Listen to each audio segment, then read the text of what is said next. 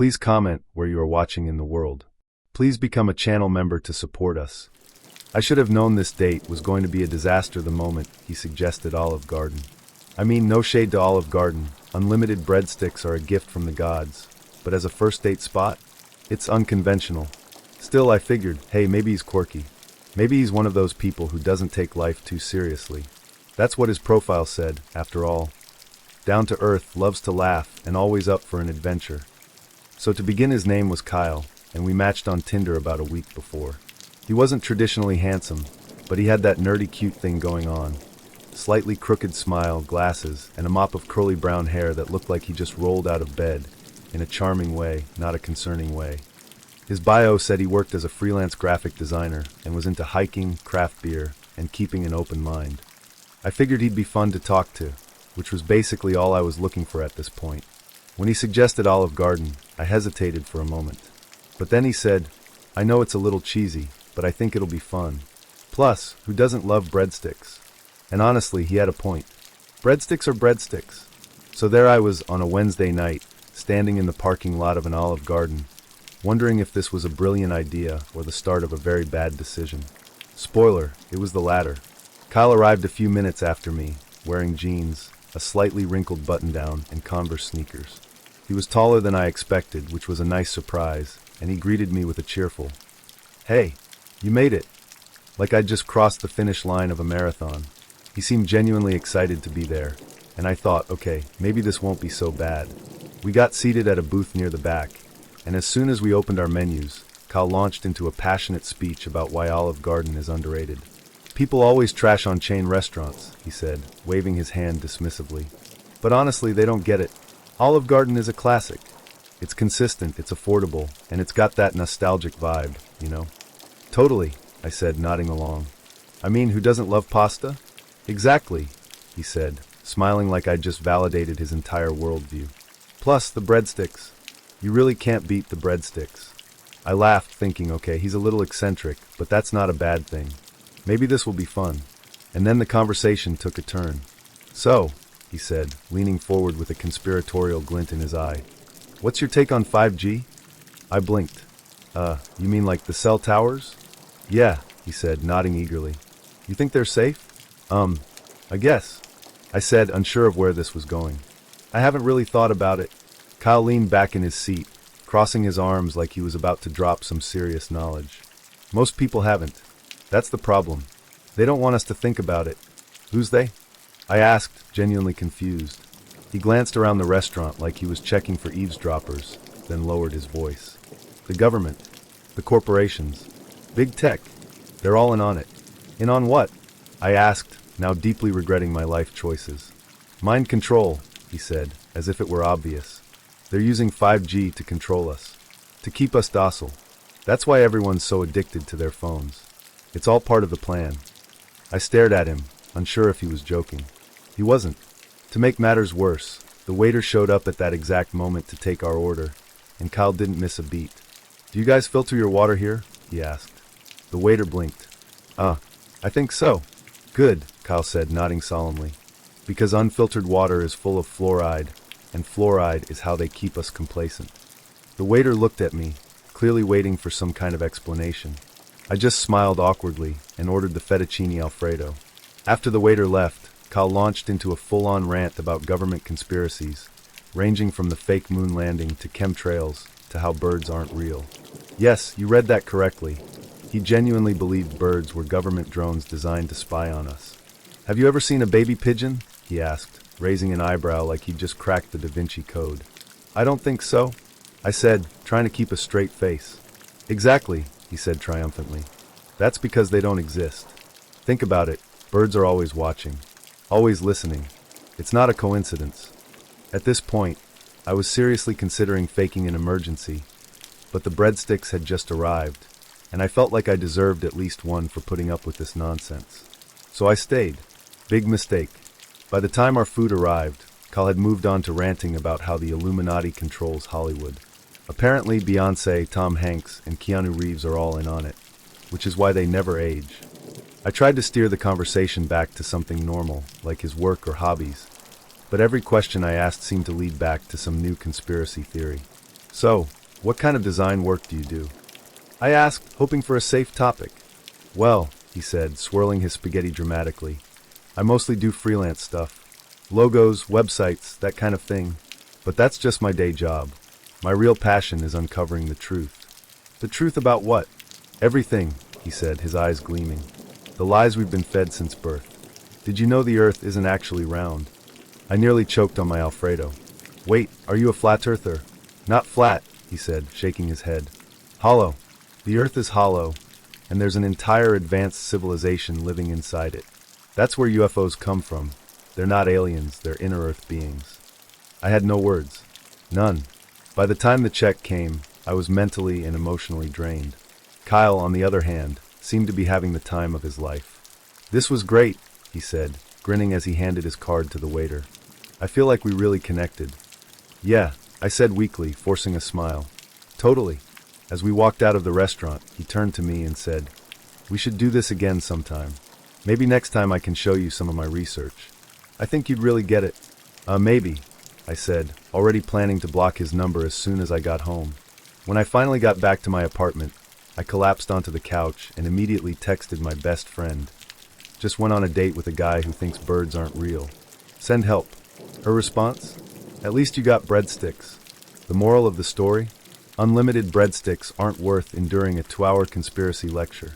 And if someone suggests Olive Garden for a first date, maybe ask a few follow-up questions. You never know what you're walking into. This story feels like it's straight out of a Lifetime movie, but I swear to you, every word of it is true. If I ever doubted that dating apps could lead to dangerous situations, this guy erased every shred of doubt. It started out as you would expect, but it ended with me triple locking my doors and looking over my shoulder for weeks. His name was Ben, and we matched on Tinder. He was cute enough, dark hair, big smile, and a profile that made him seem totally normal. He was a software engineer, of course, because every other guy in my city is, and his bio mentioned that he loved hiking, cooking, and trying new things. Nothing about him screamed red flag at first glance. In fact, he seemed refreshingly normal compared to some of the people I'd been swiping through.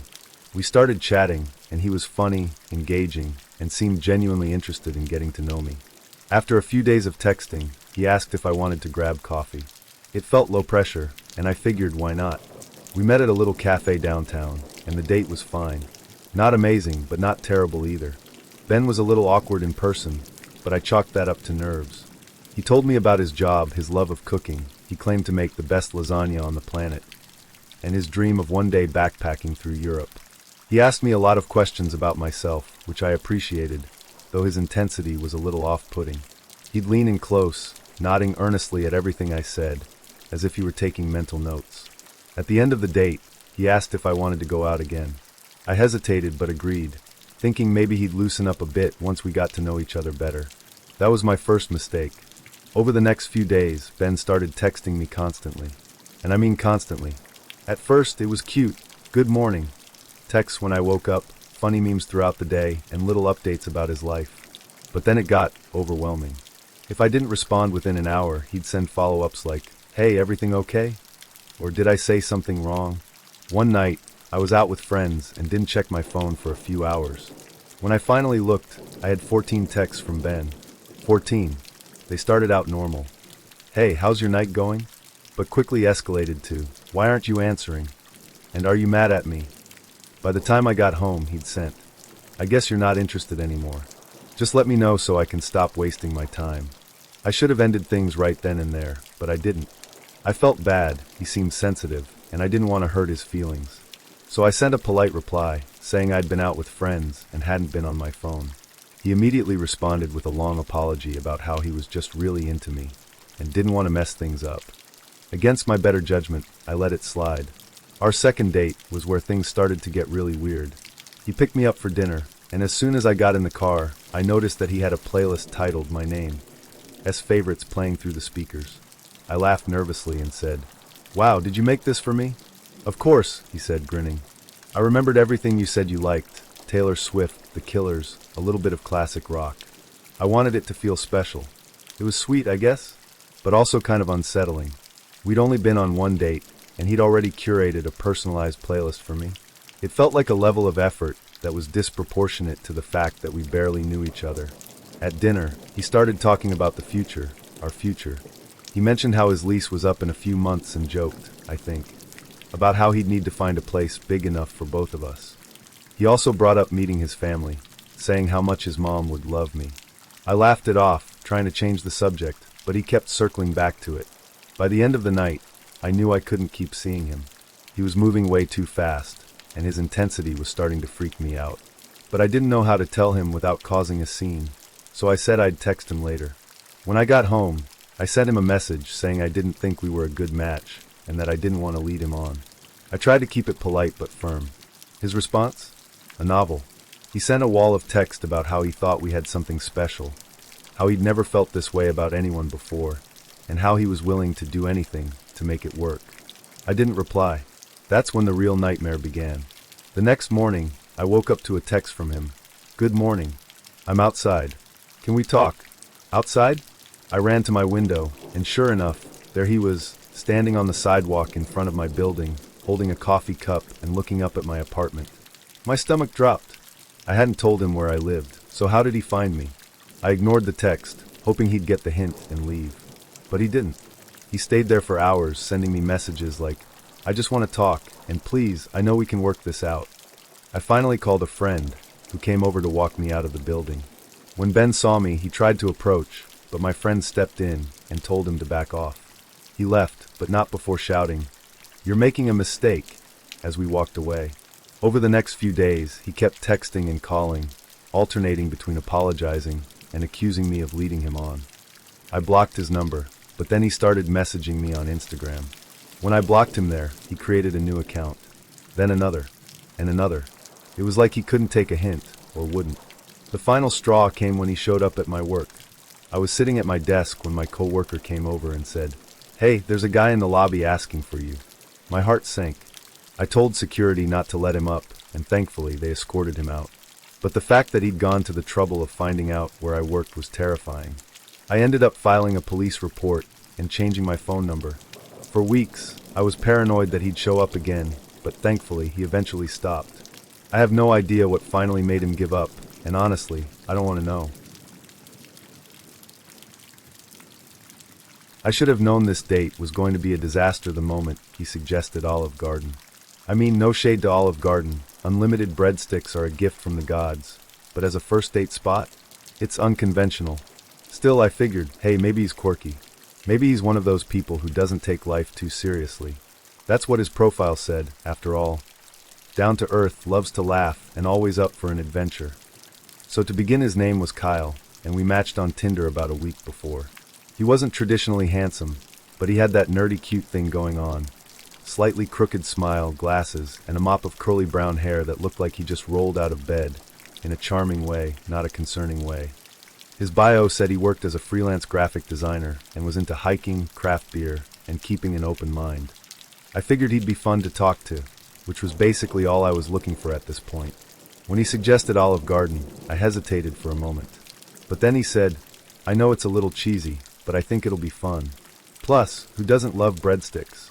And honestly, he had a point. Breadsticks are breadsticks. So there I was on a Wednesday night, standing in the parking lot of an Olive Garden, wondering if this was a brilliant idea or the start of a very bad decision. Spoiler, it was the latter. Kyle arrived a few minutes after me, wearing jeans, a slightly wrinkled button-down, and Converse sneakers. He was taller than I expected, which was a nice surprise, and he greeted me with a cheerful, "Hey, you made it," like I'd just crossed the finish line of a marathon. He seemed genuinely excited to be there, and I thought, okay, maybe this won't be so bad. We got seated at a booth near the back, and as soon as we opened our menus, Kyle launched into a passionate speech about why Olive Garden is underrated. "People always trash on chain restaurants," he said, waving his hand dismissively. "But honestly, they don't get it. Olive Garden is a classic. It's consistent, it's affordable, and it's got that nostalgic vibe, you know?" "Totally," I said, nodding along. "I mean, who doesn't love pasta?" "Exactly," he said, smiling like I'd just validated his entire worldview. "Plus, the breadsticks. You really can't beat the breadsticks." I laughed, thinking, okay, he's a little eccentric, but that's not a bad thing. Maybe this will be fun. And then the conversation took a turn. "So, he said, leaning forward with a conspiratorial glint in his eye.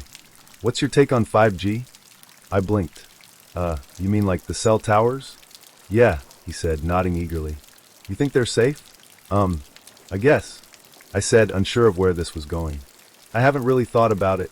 Kyle leaned back in his seat, crossing his arms like he was about to drop some serious knowledge. Most people haven't. That's the problem. They don't want us to think about it. Who's they? I asked, genuinely confused. He glanced around the restaurant like he was checking for eavesdroppers, then lowered his voice. The government. The corporations. Big tech. They're all in on it. In on what? I asked, now deeply regretting my life choices. Mind control, he said, as if it were obvious. They're using 5G to control us. To keep us docile. That's why everyone's so addicted to their phones. It's all part of the plan. I stared at him, unsure if he was joking. He wasn't. To make matters worse, the waiter showed up at that exact moment to take our order, and Kyle didn't miss a beat.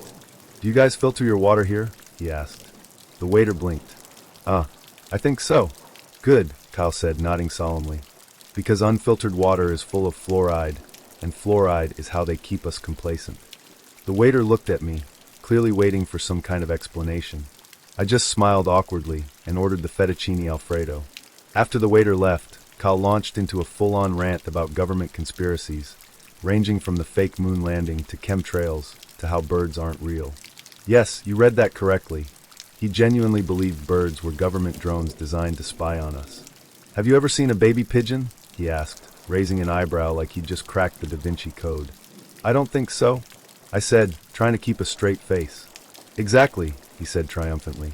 That's because they don't exist. Think about it, birds are always watching, always listening. It's not a coincidence. At this point, I was seriously considering faking an emergency, but the breadsticks had just arrived, and I felt like I deserved at least one for putting up with this nonsense. So I stayed. Big mistake. By the time our food arrived, Kyle had moved on to ranting about how the Illuminati controls Hollywood. Apparently Beyoncé, Tom Hanks, and Keanu Reeves are all in on it, which is why they never age. I tried to steer the conversation back to something normal, like his work or hobbies, but every question I asked seemed to lead back to some new conspiracy theory. So, what kind of design work do you do? I asked, hoping for a safe topic. Well, he said, swirling his spaghetti dramatically, I mostly do freelance stuff. Logos, websites, that kind of thing. But that's just my day job. My real passion is uncovering the truth. The truth about what? Everything, he said, his eyes gleaming. The lies we've been fed since birth. Did you know the Earth isn't actually round? I nearly choked on my Alfredo. Wait, are you a flat earther? Not flat, he said, shaking his head. Hollow. The Earth is hollow, and there's an entire advanced civilization living inside it. That's where UFOs come from. They're not aliens, they're inner Earth beings. I had no words. None. By the time the check came, I was mentally and emotionally drained. Kyle, on the other hand, seemed to be having the time of his life. This was great, he said, grinning as he handed his card to the waiter. I feel like we really connected. Yeah, I said weakly, forcing a smile. Totally. As we walked out of the restaurant, he turned to me and said, We should do this again sometime. Maybe next time I can show you some of my research. I think you'd really get it. Maybe, I said, already planning to block his number as soon as I got home. When I finally got back to my apartment, I collapsed onto the couch and immediately texted my best friend. Just went on a date with a guy who thinks birds aren't real. Send help. Her response? At least you got breadsticks. The moral of the story? Unlimited breadsticks aren't worth enduring a 2-hour conspiracy lecture. And if someone suggests Olive Garden for a first date, maybe ask a few follow-up questions. You never know what you're walking into. I'll be honest, I was kind of excited about this date at first. I'd matched with this guy, Liang, on Hinge, and he seemed like a breath of fresh air compared to the usual guys I approach of Hinge. He was originally from Guangzhou, China, and had moved to San Francisco a few years ago to work as a chef. A chef! I love food, and I'd never dated a chef before, so I was already picturing cute dates where he'd cook me amazing meals and teach me about all kinds of dishes I'd never tried before. We decided to meet for dinner at RNG Lounge, a popular Chinese seafood restaurant in San Francisco that I'd been dying to try. I figured it was the perfect setting for a first date, great food, lively atmosphere, and a chance to see what he was like in his element. I even joked with him over text that he'd have to approve my order, given that he was the expert. When I arrived at the restaurant, he was already waiting for me out front. He looked just like his photos, short, slim, wearing a crisp button-up shirt and jeans. He had this warm, easygoing smile that instantly put me at ease. As we walked inside and got seated, I thought, okay, this is off to a great start. The first half hour of the date was amazing. Liang was funny, charming, and so passionate about food. He told me about his journey as a chef, how he grew up learning to cook with his grandmother, and how much he loved introducing people to traditional Chinese dishes. He even told me about some of the more unusual ingredients he'd worked with over the years, like jellyfish and sea cucumbers. I was fascinated. I mean, I'm no stranger to adventurous eating. I'd tried octopus and frog legs before, but this sounded next level. Then the conversation took a turn. "So," he said, leaning forward with a glint in his eye, "how adventurous are you when it comes to food?" I laughed. "Pretty adventurous, I think. I mean, I'll try almost anything once." He smiled, clearly pleased with that answer. "That's good. A lot of people are too afraid to try real food. They want safe, boring dishes, but they miss out on the best flavors. Right?" I said, nodding enthusiastically. "I feel like the best food is always the stuff that feels a little out of your comfort zone." "Exactly," he said. "Like live food." I paused, not sure if I'd heard him correctly. "Live food?" "Yes," he said, his eyes lighting up. "You know, like live shrimp, live octopus, live insects. The freshness makes all the difference." I stared at him, trying to process what he'd just said. "Wait, you mean like eating them while they're still alive?" "Of course," he said, as if this were the most normal thing in the world. "It's very common in China. You can taste the life in the food. It's so fresh, so pure." I didn't know what to say. I'd seen videos online of people eating live octopus in Korea, but I always assumed it was one of those extreme food challenges, not something people did casually. And insects? I'd heard of fried crickets and mealworms, but alive? My stomach churned at the thought. "Have you ever tried it?" he asked, clearly excited. "Oh no," I said, forcing a laugh. "I think the closest I've gotten is sushi." He chuckled. "Sushi is good, but it's not the same. You should try live shrimp sometime. They're still moving when you eat them. The texture is amazing." I smiled weakly, praying the waiter would show up and save me from this conversation. But Liang wasn't done. "One time," he continued, "I had live scorpions in Beijing. They were incredible. You just grab them by the tail so they don't sting you, and you pop them in your mouth. The crunch is so satisfying." I felt my jaw drop. "Wait, you've eaten live scorpions?" "Oh, many times," he said, waving it off like it was nothing. "And live frogs, too. They cut them up right in front of you, and you eat them while the heart is still beating. It's the freshest meat you can get." I stared at him, trying to keep my face neutral, but internally I was screaming. What the actual hell is happening right now? "I mean, that sounds intense," I said, choosing my words carefully. "It's not for everyone," he admitted, his tone almost condescending. "But once you try it, you'll never want to go back to cooked food." At that moment, the waiter arrived to take our order, and I practically threw myself into the menu to avoid making eye contact with him. I ordered something safe, a plate of salt and pepper prawns, and prayed he wouldn't judge me for not asking for them alive and flopping on the plate.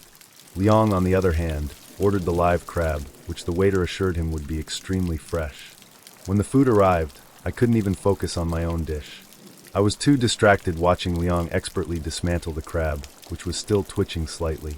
He popped a piece into his mouth and closed his eyes, savoring it like it was the best thing he'd ever tasted. "You have to try this," he said, holding out a piece of crab meat with his chopsticks. "Oh no, I'm good," I said quickly, waving him off. "This is plenty for me." "Are you sure?" he said, raising an eyebrow. "You said you were adventurous." "I am," I said, forcing a smile, "but maybe not that adventurous." He shrugged and went back to his meal, but I could tell he was disappointed. Meanwhile, I was sitting there wondering how I'd gone from imagining cute chef-boyfriend vibes to contemplating whether I'd survive eating a live scorpion. By the time the check came, I knew there wasn't going to be a second date. Liang was sweet, but I couldn't get past the whole eating live animals thing. It wasn't just the idea of it, it was the way he talked about it, like it was some kind of moral superiority. Like anyone who didn't want to eat a live frog was weak or boring. I didn't say anything, though. I just smiled, thanked him for dinner, and made a mental note to block his number as soon as I got home. When I finally got back to my apartment, I sat on the couch and texted my best friend about the whole ordeal. Her response was immediate: girl, run. And maybe become a vegetarian. I don't even know where to start with this one. It wasn't just the worst date I've ever been on. It was downright terrifying. So I matched with this guy, Matt, on OkCupid. He seemed interesting. Not in a bad way, just in a wow, you're really into niche stuff EY kind of way. His profile said he was a history teacher in Portland, originally from Seattle, and he had a thing for true crime documentaries. Which, okay, who doesn't? Making a Murderer basically united the entire country for a month. I figured he was just one of those artsy, intellectual types who like to read about weird historical events and watch Netflix specials about bank robbers and true crime. Our conversations were great and engaging. He had this dry wit that I really appreciated, and when he suggested meeting up for coffee at Coava Coffee Roasters, one of the more bougie spots in Portland, I thought, why not? A guy who drinks overpriced, single-origin coffee can't be that bad, right? Wrong. So wrong. When I got there, Matt was already sitting at a table with his coffee. He looked normal, tall, clean-cut, glasses that gave him a slightly nerdy vibe. I liked it. I grabbed a latte, sat down across from him, and for the first half hour, everything was fine. Great, even. We talked about work, our favorite books, and how Portland's weather was finally starting to clear up. He had this calm, almost soothing energy about him that made me feel comfortable, like I could really relax and enjoy the conversation. Then he brought up his hobby. So, he said, leaning forward with this little glint in his eye, you mentioned you like true crime, right? Yeah, I said, smiling. I mean, I wouldn't say I'm obsessed or anything, but I've definitely gone down the occasional rabbit hole. He grinned. Me too. Except, well, I guess I'm more than just a casual fan. Oh, I asked, taking a sip of my latte. How so? Well, he said, almost shyly, I have this project I've been working on. It's kind of a passion of mine. Now, I'm a curious person by nature. So when someone tells me they have a project, I lean in. What kind of project? He hesitated for a moment, then said, I study serial killers. Like, in depth. Their methods, their psychology, their patterns. I've been researching them for years. I froze, my latte halfway to my mouth. Oh, wow. That's intense. It is, he said, nodding enthusiastically. But it's so fascinating. Like, did you know that Ted Bundy used to fake injuries to lure his victims? Or that Ed Gein-inspired Psycho, the Texas Chainsaw Massacre, and Silence of the Lambs? The way their minds work is just incredible. He said this with such excitement, like he was talking about his favorite sports team or a new video game he couldn't put down. And for a second, I thought, okay, maybe this is just his quirky thing. People are into weird stuff. It's not a deal breaker. But then he kept going, and going, and going. For the next 20 minutes, Matt gave me a TED talk on the greatest hits of serial killers throughout history. He talked about their body counts, their preferred methods, which ones had cool nicknames, his words, not mine, and even ranked them by how creative they were. I just sat there, nodding occasionally, trying to keep my face from showing the absolute horror I was feeling. I wanted to say something, anything, to change the subject, but he was so passionate about it, I didn't know how to interrupt. Then he said something that made my stomach drop. You know, he said, leaning back in his chair, I've always thought if I were going to do it, I'd probably go the Zodiac Killer route. You know, keep it mysterious. Make it a game. I stared at him, my heart racing.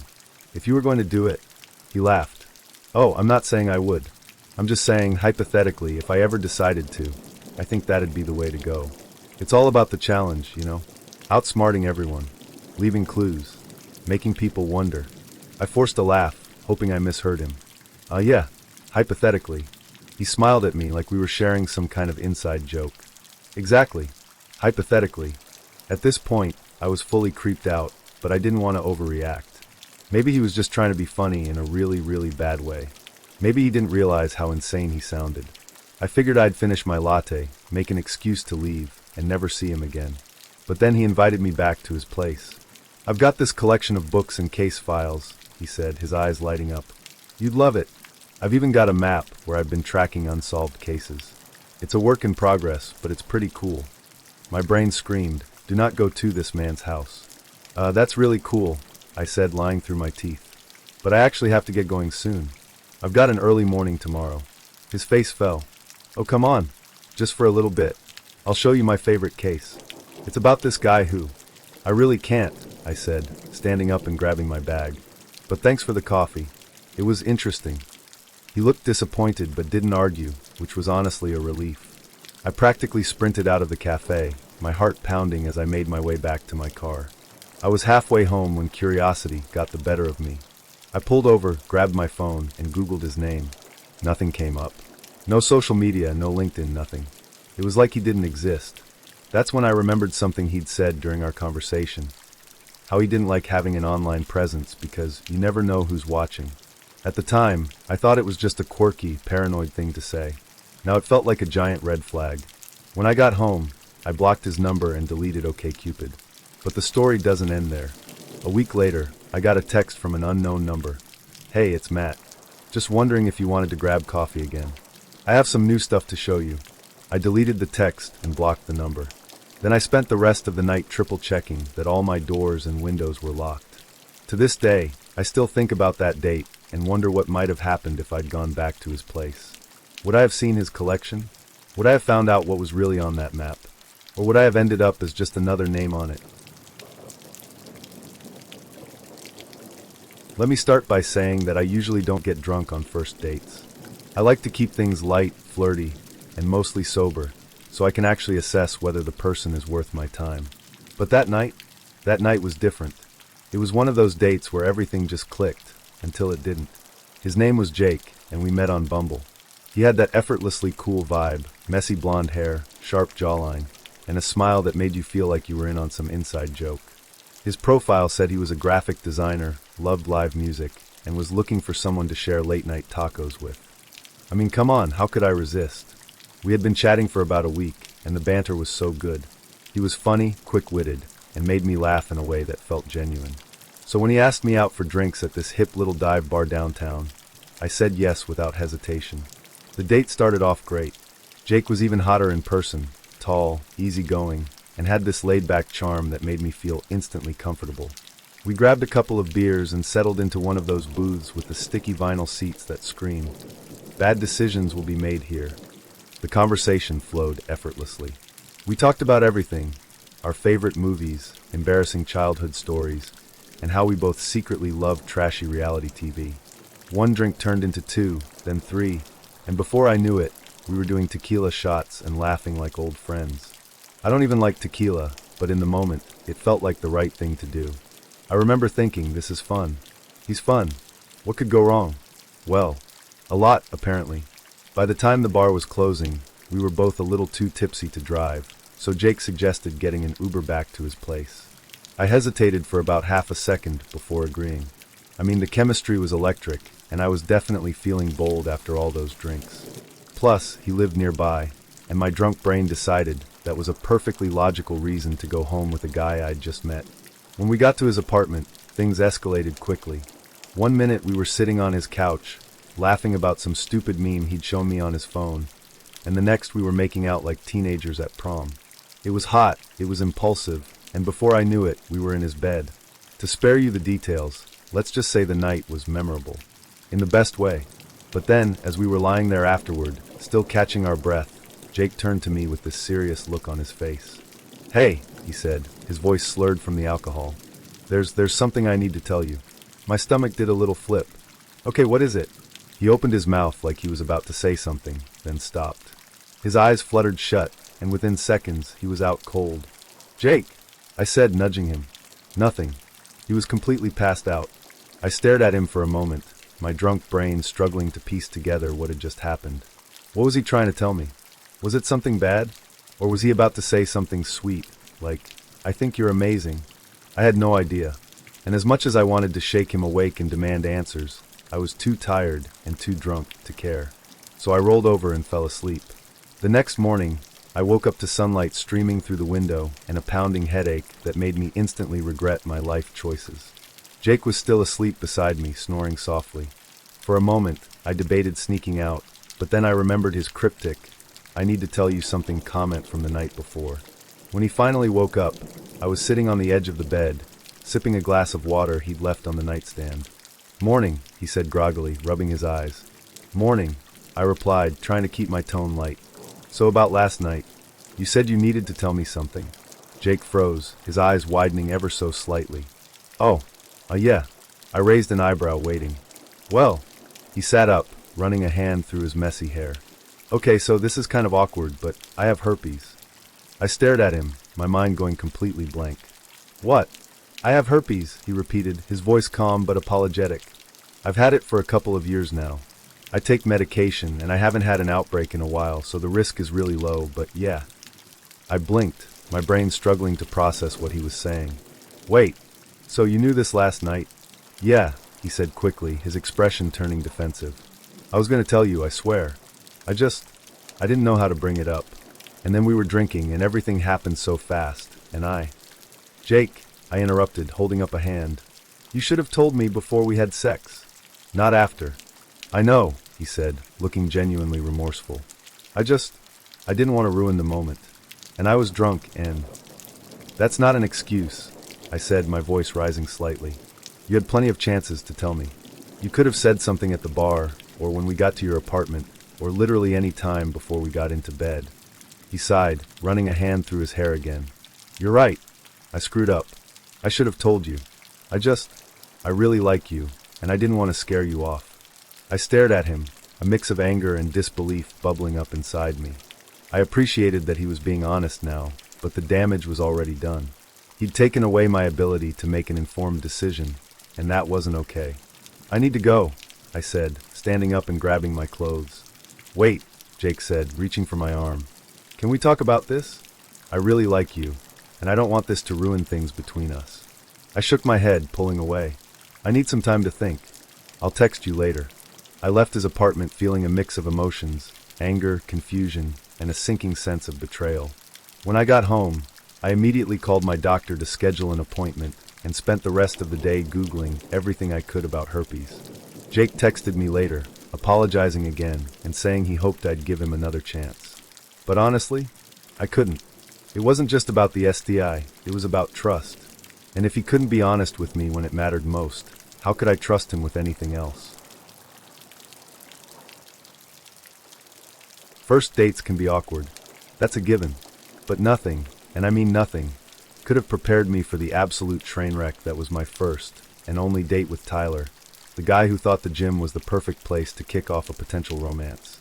Tyler and I matched on Hinge, and at first, he seemed like a decent guy.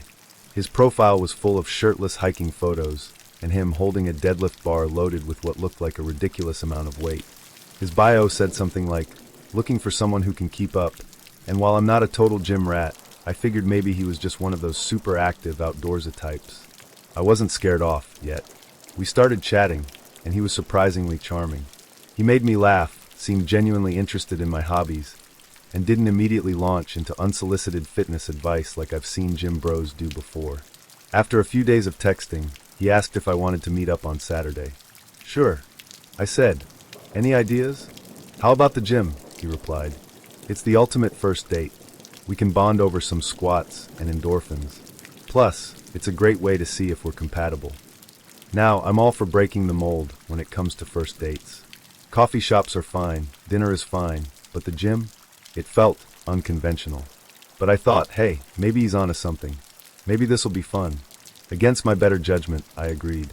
The day of the date arrived, and I threw on my best workout gear, black leggings, a supportive tank top, and sneakers that had seen better days but still did the job. I wasn't trying to impress him with my gym fashion. I just wanted to survive the hour. I showed up at the gym he suggested, a big, intimidating place that smelled like rubber mats and protein powder, and found Tyler waiting near the entrance. He was exactly as I imagined, tall, muscular, wearing a tank top that showed off every inch of his biceps. He gave me a big, pulley white smile and said, "Hey, you ready to crush it?"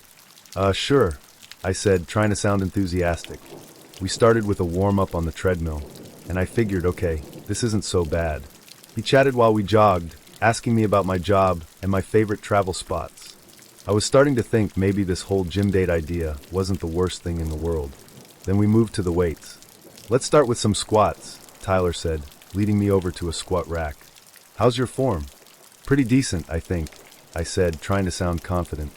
I wasn't exactly a powerlifter, but I'd done my fair share of squats in yoga class. "Cool," he said. Let me see. I got into position and did a squat, feeling a little self-conscious with him watching me so closely. When I came back up, he shook his head. Yeah, no, he said. Your form's all wrong. You're not going low enough. And your knees are caving in a little. Do it again. I blinked. Okay. I tried again, feeling heat rise to my cheeks as he stared at me like a personal trainer who was deeply disappointed in his client. When I was done, he sighed. You've got potential, he said, but you've got a lot of work to do. You're probably not activating your glutes properly. That's why your legs look a little soft. I froze. Excuse me? Don't get me wrong, he said quickly, as if that would somehow make it better. You've got a nice body, but you could be so much more toned if you focused on your lower body strength. Like, your glutes could really pop if you worked on them more. I stared at him, trying to decide if he was joking. He wasn't. Let's move on to deadlifts, he said, completely oblivious to the fact that he'd just insulted me. You're gonna love this one. It's great for your back and hamstrings. And, posture is everything. I should have walked out right then and there, but for some reason I didn't. Maybe I was too stunned. Maybe I was trying to give him the benefit of the doubt. Either way, I followed him to the deadlift station, where he proceeded to load the bar with way more weight than I could lift in a million years. Let's start light, he said, completely serious. This is just 135 pounds. I'm sure you can handle it. I don't think I can lift that, I said, laughing nervously. Sure you can, he said, grinning. You just need to push yourself. Don't let your mind hold you back. I was about to protest again when he added, unless you're not used to pushing yourself. I mean, it's fine if you're new to this. Everyone starts somewhere. That was it. That was the moment I realized this guy didn't just love the gym. He was obsessed with it. And not in a healthy, fitness is my passion kind of way. This was a guy who clearly believed that anyone who didn't spend half their life deadlifting was somehow inferior. I stood there, staring at the barbell, and decided I was done. Done with the gym, done with Tyler, done with this entire ridiculous date. Yeah, I think I'm good, I said, grabbing my water bottle. He looked up, confused. Wait, what? We're just getting started. No, you're just getting started, I said, slinging my bag over my shoulder. But I'm done. Thanks for the workout tips, though. Wait, he said, stepping toward me. Don't take it personally. I'm just trying to help you improve. You've got potential, I swear. Yeah, well, I didn't come here to be critiqued, I shot back. I came here to get to know you. And honestly, I've seen enough. I walked out of the gym, my cheeks burning with a mix of embarrassment and anger. As soon as I got to my car, I texted my best friend, never let me go on a gym date again. Ever. Tyler texted me later, saying he was sorry if I came off too strong, and that he was just passionate about helping people reach their fitness goals. I didn't reply. I deleted his number and blocked him on Hinge. I don't even know where to start with this one. It wasn't the worst date I've ever been on, not by a long shot, that is for another story. But it was definitely the most emotionally draining. I've got nothing against vulnerability or people who wear their hearts on their sleeves. But there's a difference between being open and, well, whatever this was. His name was Nathan, and we matched on Bumble.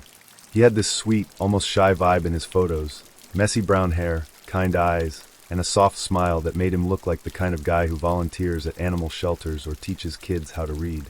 His profile said he was a freelance writer who loved indie films, hiking, and finding quiet moments in a loud world. I thought, finally, someone who seems thoughtful and emotionally mature. Little did I know, I was about to get more emotions than I'd ever signed up for. Nathan and I started chatting, and he was nice. Just nice. Not wildly funny or flirtatious, but kind and genuine in a way that felt like a breath of fresh air. After a few days of exchanging messages about our favorite books and movies, he asked if I wanted to meet for coffee. It felt like a safe, low-pressure first date, and I'd been trying to put myself out there more, so I said yes. We met at this cozy little cafe in the artsy part of town, and at first, everything seemed fine. Nathan was a little quieter in person, but he had this gentle, almost endearing energy that made me feel at ease. We ordered our drinks, settled into a corner table, and started chatting. He asked me about my job, my hobbies, and my family, and I could tell he was really listening, not just waiting for his turn to talk. It was nice. Again, just nice. But then, about 20 minutes into the date, I noticed his eyes were getting watery. Are you okay? I asked, genuinely concerned. Yeah, he said, forcing a small smile. I'm sorry. It's been a really hard year. Oh, I said, leaning forward. I'm sorry to hear that. What's been going on? And that's when the floodgates opened. Nathan launched into a tearful monologue about how his ex-girlfriend had broken up with him 6 months ago, leaving him heartbroken and questioning everything. He talked about how he'd been struggling with depression, how he felt like he wasn't good enough, and how hard it had been to put himself back out there. He wasn't just tearing up anymore, he was full-on crying, right there in the middle of the cafe. I didn't know what to do. On one hand, I felt terrible for him. Clearly, he was going through a lot, and I didn't want to be the kind of person who shuts someone down for being emotional. On the other hand, I barely knew this guy, and it felt a little overwhelming to be thrust into the role of his therapist. It sounds like you've been through a lot, I said gently, handing him a napkin. I'm really sorry you're feeling this way. Thanks, he said, dabbing at his eyes. I'm sorry for dumping all of this on you. I haven't really had anyone to talk to about it. It's okay, I said, even though it wasn't really okay. Have you thought about talking to someone, like a therapist? I probably should, he said, sniffling. But it's just so hard, you know? Sometimes it feels like no one really understands. He looked at me then, with this pleading expression that made my stomach twist. Suddenly, it felt like he was looking for me to be the person who understood. And while I wanted to help him, I could feel myself starting to shut down. It was too much, too soon. You see, what Nathan didn't know was that I'd been dealing with my own grief. Just a few months ago, I'd lost my mom. It was sudden and devastating, and I was still trying to navigate the waves of sadness that hit me out of nowhere. I'd gone on this date hoping for a distraction, something light and fun to remind me that life could still be good. Instead, I was sitting across from a guy who was pouring his heart out, and it felt like I was carrying both of our emotions on my shoulders. As the date went on, Nathan continued to share more about his struggles, his insecurities, his fears, his regrets. I nodded, listened, and offered words of encouragement where I could, but inside I was starting to feel like I was drowning. The date didn't feel like a date anymore. It felt like I was mothering him, holding him up while I was barely holding myself together. When he finally ran out of things to say, there was a long, awkward pause. He looked at me like he was waiting for me to say something profound, something that would make everything better. But I didn't have anything left to give. Listen, I said carefully. I think it's really brave of you to be so open about what you're going through. But I'm not sure I'm in the right place to give you what you need right now. His face fell. Oh, did I mess this up? No, it's not that, I said quickly. It's just, I've been through a lot recently too, and I don't think I'm in a place to take on someone else's pain. I'm really sorry. He nodded, looking down at his coffee cup. I get it. I guess I'm just not ready for this. It's okay, I said, even though it wasn't entirely okay. You should focus on yourself right now. Maybe take some time to heal, you know? Yeah, he said quietly. You're probably right. We finished the date on a somber note, and I left the cafe feeling a mix of sadness and relief. Sadness because I genuinely wanted to help him, and relief because I knew I couldn't. Not now. Not when I was still trying to heal myself. Nathan texted me later, thanking me for being so understanding and apologizing for ruining the date. I told him he didn't ruin anything and that I wished him the best, but I didn't respond to any of his messages after that. I knew I couldn't be what he needed, and I wasn't going to pretend otherwise. I swear, I had no idea the universe could be this cruel. When I agreed to go on a date with Ryan, I never in my wildest dreams imagined it would involve bodily fluids. And not the good kind. But let me start at the beginning. Ryan and I had met on Coffee Meets Bagel, of all places, which, in hindsight, feels like the universe playing a sick joke. He was cute, short brown hair, a scruffy beard, and warm hazel eyes that made you feel like he'd really listen. His profile said he was a teacher in Chicago, originally from Milwaukee, and he loved hiking, trying new food spots, and trivia nights. He seemed normal, which was already a win in the dating trenches. After a week of texting, he asked if I wanted to grab dinner at the Purple Pig, a popular spot on Michigan Avenue known for its tapas. I'd been wanting to go there forever, so the foodie in me jumped at the chance. Plus, Ryan seemed sweet. I was actually looking forward to meeting him. The day of the date, I got a text from him. Hey, I'm feeling a little under the weather, but I'd still love to meet if you're okay with it. Now looking back, I should have taken this as my cue to reschedule. But at the time I thought, he's making an effort. How bad could it be? So I told him I didn't mind, and that I'd see him there. Big mistake. I showed up at the Purple Pig a little early and grabbed a seat at the bar while I waited for him. The place was buzzing, dim lighting, the smell of roasted pork belly wafting through the air, and the faint hum of conversation all around me. It was cozy, and I was starting to feel excited. But when Ryan walked in, I immediately knew something was off. He looked awful. His face was pale, his eyes were watery, and he was clutching a balled-up tissue like it was a lifeline. "Hey," he said, his voice thick and congested, as he gave me a weak smile. "Thanks for meeting me. Are you sure you're okay?" I asked, trying to sound polite, but also quietly horrified. He looked like he'd just crawled out of the plague pit. Yeah, he said, waving me off. "It's just a little cold. I'll be fine." I wanted to bolt right then and there, but I didn't. Why? Because I'm too damn nice. Instead, I followed him to our table, mentally preparing myself to spend the next hour pretending not to notice the germs radiating off him like a biohazard warning sign.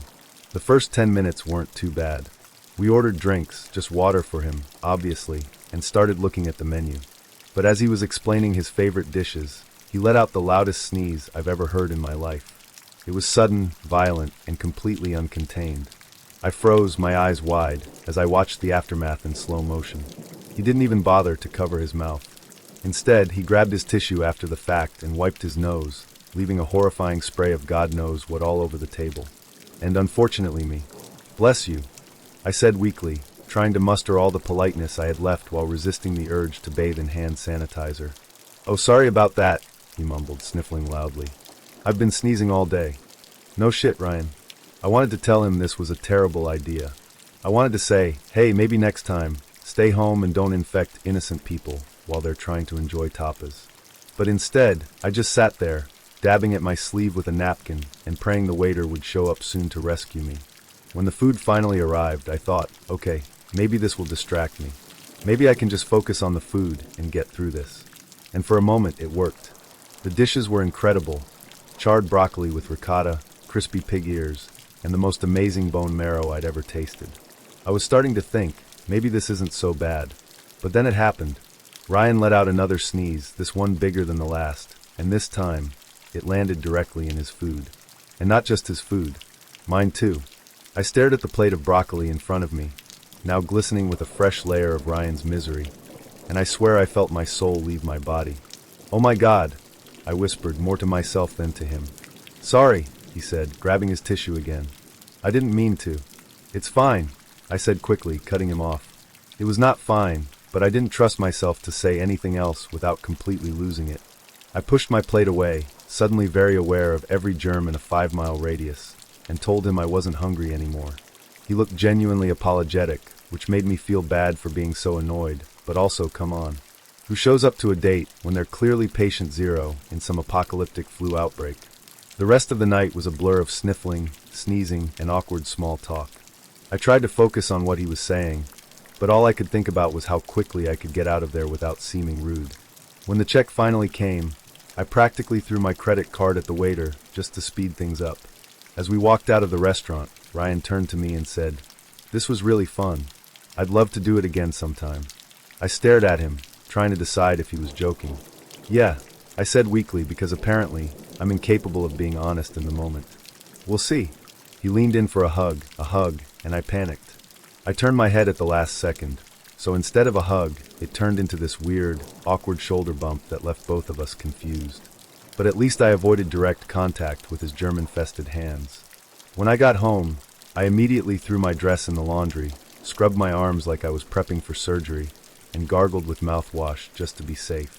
I blocked Ryan's number before my hands had even dried. The next morning, I woke up with a sore throat. This date still gives me chills when I think about it, not because anything truly terrifying happened, but because I walked away feeling like I'd just scratched the surface of something much darker. Let me explain. His name was Ryan, and we'd matched on Hinge. He was cute in that low-key, I don't try too hard way, messy hair, stubble, and a collection of photos that made him look rugged and outdoorsy. One picture was of him on a mountain summit, another of him kayaking, and another of him holding a cup of coffee with the caption, "Life's too short for bad coffee." He seemed like the kind of guy who spent his weekends camping or climbing rocks, and he had this laid-back vibe that I found really appealing. We chatted for a few days, and he suggested we meet for a walk in the park. "It's the perfect first date," he said. "Casual, chill, and no pressure." I agreed. It sounded refreshing. No stuffy restaurants, no awkward silences over overpriced cocktails. Just two people strolling and talking. We planned to meet at 4 p.m. on a Saturday at a popular park near downtown. I got there 5 minutes early, feeling optimistic. It was a gorgeous day, clear skies, warm sun, perfectly crisp air. I texted Ryan when I arrived, and he immediately replied, "Running a little late." "Be there soon." No big deal, I thought. People run late all the time. I sat on a bench near the park entrance and scrolled through my phone to pass the time. 10 minutes went by, then 20, then 30. At 4:40, I was about to give up and leave when I spotted him walking toward me, looking like he'd just run a marathon. His hair was disheveled, his shirt was wrinkled, and his face was flushed. He looked off, not in an "I'm just a little frazzled" way, but in a "something seriously wrong" way. "Hey," he said, slightly out of breath. "Sorry I'm late. It's been a crazy day." I forced a smile. "No worries. Everything okay?" Yeah, he said quickly, brushing it off. "Just stuff. Okay." As we started walking, I couldn't help but notice he was moving stiffly, like his whole body ached. And that's when I saw them, the bruises. They were everywhere. Dark purple and green splotches on his forearms, one peeking out from the neckline of his shirt, and another on his shin where his jeans had rolled up slightly. I tried not to stare, but it was impossible not to notice. Finally, I couldn't help myself. "Are you okay?" I asked, gesturing toward his arm. "That looks like it hurts." "Oh, this?" he said, glancing down at the massive bruise on his forearm. He laughed nervously. "It's nothing. Just a thing." I frowned. "A thing?" "Yeah, he said, waving it off. "I'm kind of clumsy." "Clumsy?" I repeated, raising an eyebrow. "That's a lot of bruises for someone who's just clumsy." He hesitated, his jaw tightening. "I do a lot of sports," he said finally, his tone defensive. "Climbing, sparring, that kind of stuff. It happens." "Sparring?" I asked, surprised. "Like boxing?" "Sort of," he said vaguely. "It's not a big deal." But it felt like a big deal. His whole demeanor had shifted. He went from being relaxed and chatty in our texts to guarded and jittery in person. And the more I tried to make sense of what he was saying, the less it added up. If he was into climbing or boxing, why hadn't he mentioned it before? And why was he acting so cagey about it now? We kept walking, but the vibe was completely off. Every time I tried to steer the conversation to something light, like movies or travel, he'd answer in short, clipped sentences and then change the subject. He seemed distracted, like his mind was somewhere else entirely. Every so often, he'd glance over his shoulder, like he was checking to see if someone was following us. At one point, I stopped walking and turned to face him. "Ryan, are you sure everything's okay? You seem off." "I'm fine," he said quickly, avoiding my gaze. "I'm just tired. Like I said, it's been a crazy day." "That's the second time you've said that," I pointed out. "What happened?" He hesitated, his eyes darting around like he was searching for an escape route. "It's nothing," he said finally. "Just some work stuff." "Work stuff?" I repeated. "You told me you're a freelance photographer. What kind of work stuff leaves you covered in bruises?" His face hardened. "Look, I really don't want to get into it, okay?" At that point, I was done. Between his defensiveness, his vague answers, and the fact that he'd been nearly an hour late, my patience was running on fumes. I wasn't about to spend the rest of the date playing 20 questions with someone who clearly didn't want to be honest with me. "Okay," I said, stepping back. "If you don't want to talk about it, that's fine. But I don't think this is going anywhere." "What do you mean?" he asked, his tone suddenly softer. "I mean, I don't feel like I'm getting the full story," I said. "And if you're not willing to be open with me, I don't see the point in continuing this." He stared at me for a moment, his expression unreadable. Then he nodded. "Fair enough." I turned and started walking back to my car, half expecting him to call after me, but he didn't. When I glanced over my shoulder, he was still standing there, hands in his pockets, watching me leave. Maybe I'll just get a takeaway next time and relax by myself. I wasn't expecting fireworks or anything, but I was cautiously optimistic about my date with Brian. We'd been texting for about 2 weeks, and he seemed like one of the rare breed of guys who knew how to hold a conversation without making it weird. He wasn't sending me one-word replies or asking for pictures at 2 a.m., so the bar was low, but hey, he cleared it. He worked in finance in Manhattan, Typical, I know, but he seemed refreshingly laid back for someone in that world. A little sarcastic, funny, confident. I figured, why not? At the very least, I'd get a good drink out of it. We decided to meet at the Ready Rooftop Bar in the East Village. It's one of those places with twinkly lights, great views of the Manhattan skyline, and cocktails that cost way too much, but make you feel like you're in a rom-com. It was a Thursday night, perfect for something casual, but still with a little buzz in the air. I'd spent the day convincing myself this could actually be fun. I mean, he seemed normal enough anyway, and I was determined to give him a chance. When I arrived, Brian was already waiting at the bar. He looked like his photos, which immediately put me at ease.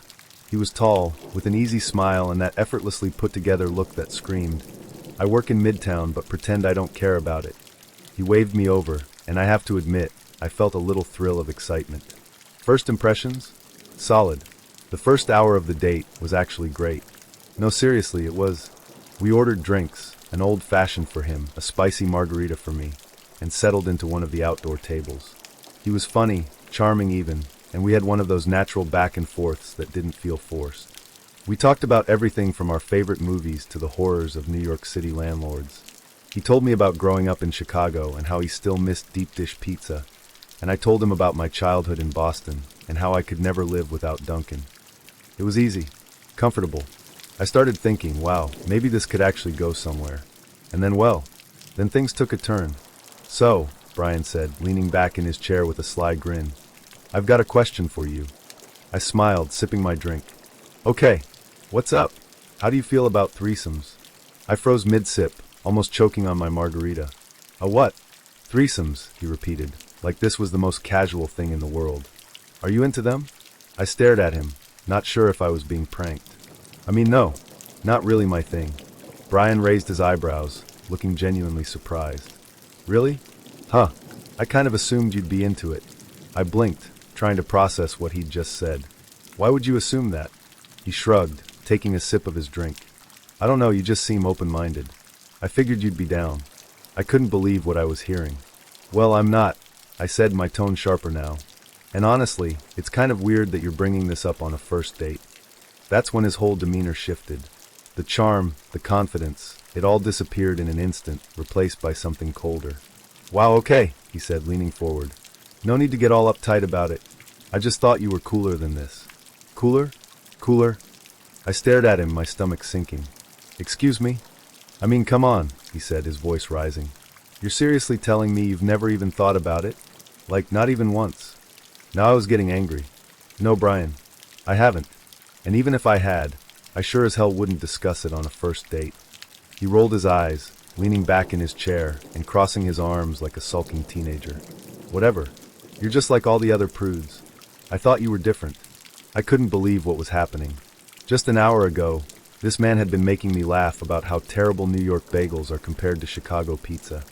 And now he was sitting here, sulking like a child because I didn't want to entertain his threesome fantasy. I stared at him for a moment, debating whether to just leave or give him a piece of my mind. But then he muttered something under his breath, something about how women these days are so boring. And that was it. I stood up, grabbed my bag, and looked him dead in the eye. "You know what, Brian? I don't think I'm the boring one here." He opened his mouth to respond, but I didn't stick around to hear it. I walked out of that bar, my heels clicking against the rooftop floor, and didn't look back. As I waited for the elevator, my phone buzzed. A text from Brian. "Seriously? You're just gonna leave like that?" I didn't reply. Instead, I blocked his number and texted my best friend to let her know I'd survived yet another entry in the dating horror story anthology that was my life. She replied with, "What happened? Spill now," and I spent the cab ride home typing out the entire story in all caps. When I got home, I poured myself a glass of wine, kicked off my heels, and deleted Hinge. Again, maybe I'd re-download it in a week, or maybe I'd finally listen to my mom and try meeting people at Whole Foods instead. Either way, one thing was certain. I wasn't wasting another second on Brian and his Midtown finance bro nonsense. And to anyone else out there wondering if it's okay to ask someone about threesomes on a first date, let me save you the trouble. It's not. If you've ever been on a date that went from fun to absolute chaos in under 10 minutes, you'll understand why I still cringe when I think about my night with Sean. What started as a seemingly normal dinner date ended with me Googling symptoms, yelling for help and questioning all of my life choices.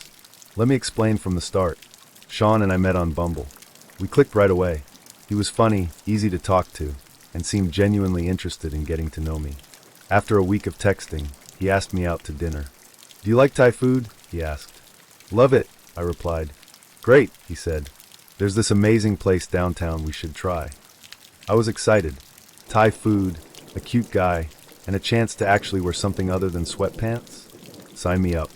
The night of the date, I arrived at the restaurant a few minutes early. Sean strolled in right on time, looking effortlessly handsome in a button-up shirt and jeans. He gave me a big smile and said, "You look great." So far, so good. We got a cozy table near the window, ordered some drinks, and started chatting. He was just as funny and charming in person as he'd been over text. And I was starting to think, wow, this might actually be a good one. When it came time to order, Sean suggested we share a few dishes. "Do you like spicy food?" he asked. "Absolutely," I said, feeling adventurous. We ended up ordering a mix of things: pad thai, green curry, and a plate of spicy shrimp with cashews. The food arrived quickly, and everything looked and smelled amazing. We dug in, and for the first 20 minutes, the date was perfect. We were laughing, sharing stories, and bonding over our mutual love of travel and bad puns. And then it happened. Sean had just taken a big bite of the spicy shrimp when I noticed him pause. His smile faded, and he started fidgeting in his seat. At first, I thought maybe he'd just eaten something too spicy, but then I saw it, the redness creeping up his neck. His face started to flush, and his breathing sounded off. "Are you okay?" I asked, my voice rising with concern. Yeah," he said, waving me off. "I think it's just the spice. It's really spicy." But it wasn't just the spice. Within seconds, his eyes started to water, and he was scratching at his throat. That's when I realized something was seriously wrong. "Sean," I said, leaning forward, "are you having an allergic reaction?" "I don't know," he said, his voice strained. "Maybe. I feel kind of weird." "Weird?" That was not reassuring. My heart started to race as I watched him struggle to catch his breath. His lips were swelling, and his face was turning a concerning shade of red. I didn't even know what he was allergic to, or if he even knew, but it was clear that we were officially in emergency mode. "Do you have an EpiPen?" I asked, trying to stay calm. "No," he croaked. "I've never had this happen before." "Great. Just great." I stood up, frantically waving down the waiter. "Excuse me. I think he's having an allergic reaction. Can you call an ambulance?" The waiter's eyes widened, and he rushed off to get help. Meanwhile, Sean was clutching his throat and coughing, and I was sitting there, completely panicked, trying to figure out what to do. Should I pat his back? Get him water? What if I did the wrong thing and made it worse?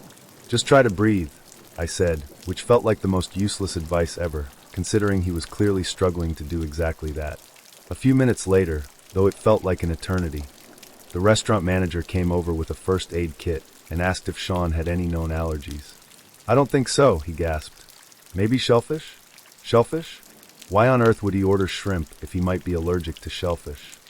I didn't say that out loud, though, because it didn't seem like the right time for a lecture. The ambulance arrived shortly after, and the paramedics swooped in like superheroes. They gave Sean oxygen and an injection, epinephrine, I think, and within minutes, he started to look a little better. His breathing steadied, the redness faded, and he was able to speak again, though his voice was still shaky. "I'm so sorry," he said, glancing at me as the paramedics got him ready to transport to the hospital. "This is not how I wanted tonight to go." "It's okay," I said, though I was still trembling from the adrenaline rush. "Just focus on feeling better." They took Sean to the hospital for observation, and the restaurant comped our meal, though I was way too rattled to care. I sat in my car for a few minutes afterward, trying to process what had just happened. One minute, I was on a promising first date, and the next, I was watching my date nearly choke on a shrimp while I screamed for help in a crowded restaurant. It was a lot. Sean texted me later that night from the hospital. He apologized profusely, thanked me for staying calm, and said he'd learned his lesson about being more careful with food. I told him I was glad he was okay, and left it at that. I ended up ghosting him after that. I know, ghosting isn't cool. But honestly, I was too shaken up to even think about seeing him again. The whole experience had left me traumatized, and while I genuinely wished him well, I couldn't picture myself going on another date with him. Every time I thought about it, all I could see was his swollen face and hear his gasping breaths. It was just too much. I thought this date was going to be simple, normal, just an easy evening with a guy I'd been chatting with for a week. Tom and I matched on Hinge, and he seemed promising. He worked as a graphic designer out in Brooklyn, and I was living in a studio apartment in the East Village, so meeting somewhere central felt like a no-brainer. We agreed on dinner at L'Artusi in the West Village, a spot I'd been to once before and loved. The food was great, the vibe was cozy, and it wasn't too stuffy, perfect for a first date. I was cautiously optimistic. I mean, I wasn't ready to start planning a wedding or anything, but he seemed like a decent guy. Decent is rare these days. I spent a little extra time getting ready, curled my hair, picked out a black dress that was flirty but not trying too hard, and even traded my usual sneakers for a pair of low heels. For me, that's effort. I left early, because the last thing I wanted was to be one of those people rushing and all sweaty and apologizing for being late. Plus, L'Artusi fills up fast, even on a Thursday night, and I didn't want to risk losing our reservation. When I arrived at the restaurant, I spotted Tom standing outside. He was tall, a little lanky, wearing a button-up shirt and jeans. He looked like his photos, which was already a win. But then I noticed he wasn't alone. Standing next to him, holding an oversized Louis Vuitton purse, and looking like she was about to tell me all about her garden club, was an older woman. She had to be in her 50s, short, curly hair, floral blouse, sensible flats. My first thought was, oh, maybe that's his aunt or someone dropping something off. But she wasn't just passing by. She was standing next to him, smiling warmly, like she'd been waiting for me too. As I walked closer, I gave Tom a polite wave and glanced at the woman, still trying to make sense of the situation. And then, without a hint of awkwardness, Tom said, "Hey Emma, so glad you could make it. This is my mom, Carol." I swear to God, my brain short-circuited. His mom, on a first date? I stood there frozen for a second, trying to figure out if this was some kind of elaborate joke. Maybe he was pranking me, or testing me. Surely no one in their right mind would bring their mother to a first date at a trendy West Village restaurant. Right? I forced a smile, because what else was I supposed to do? "Oh, hi," I said, glancing between them, my voice betraying how utterly confused I was. Carol beamed at me and reached out to shake my hand. "It's so nice to meet you. Tom's told me so much about you." I almost said, "Funny, he didn't mention you," but I bit my tongue.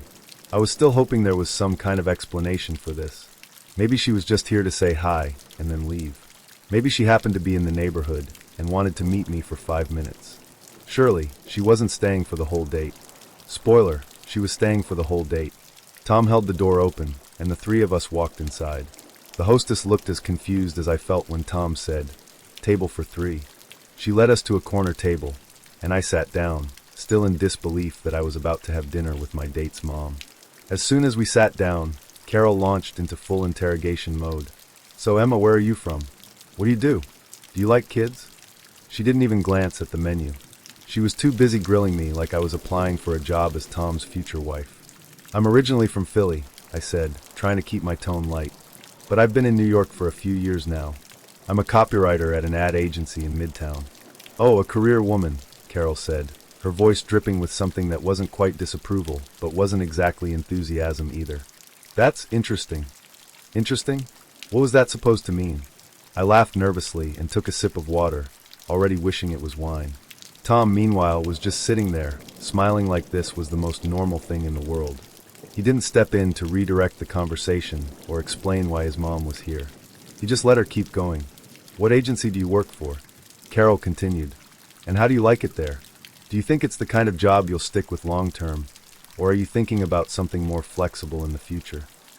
I blinked at her, trying to process the not-so-subtle implication. I like it a lot. It's a great company." Carol nodded thoughtfully, like she was filing my answer away for later. "That's nice. But you'd be willing to put your career on hold for the right man, wouldn't you?" I almost choked on my water. "I mean, I'm pretty focused on my career right now," I said, laughing awkwardly. "But who knows what the future holds?" Carol frowned slightly, and I could feel her judging me. "Tom loves kids," she said, turning to him with a proud smile. "He's always wanted a big family. Haven't you, sweetheart?" Tom nodded enthusiastically. "Yeah, I've always thought 5 kids would be great. But, I'm flexible. 4 is fine too." 4? 5? Kids? I hadn't even ordered my pasta yet, and this man was out here planning our future like we were on an episode of The Bachelor. I glanced at Tom, hoping he'd realize how bizarre this all was. But he just kept smiling at me like he was waiting for me to agree. "Oh wow," I said, trying to sound polite but also firm. "That's ambitious." The waiter came over to take our drink orders, and I immediately ordered a glass of red wine. Tom ordered a beer, and Carol, because of course she did, ordered a Diet Coke. As soon as the waiter walked away, she turned her attention back to me. "So Emma," she said, leaning forward like she was about to ask me something deeply personal, "have you ever cheated in a relationship?" I froze, the question hitting me like a slap in the face. No," I said, completely taken aback. "Why do you ask?" "Oh, I just like to know these things," she said casually, as though this was a totally normal question to ask someone you'd just met. I glanced at Tom, waiting for him to step in and maybe, I don't know, defend me. But no, he just shrugged and said, "Mum's just looking out for me." Looking out for him? Was this some kind of weird family ritual? Did Carol come on all his first dates to vet potential girlfriends?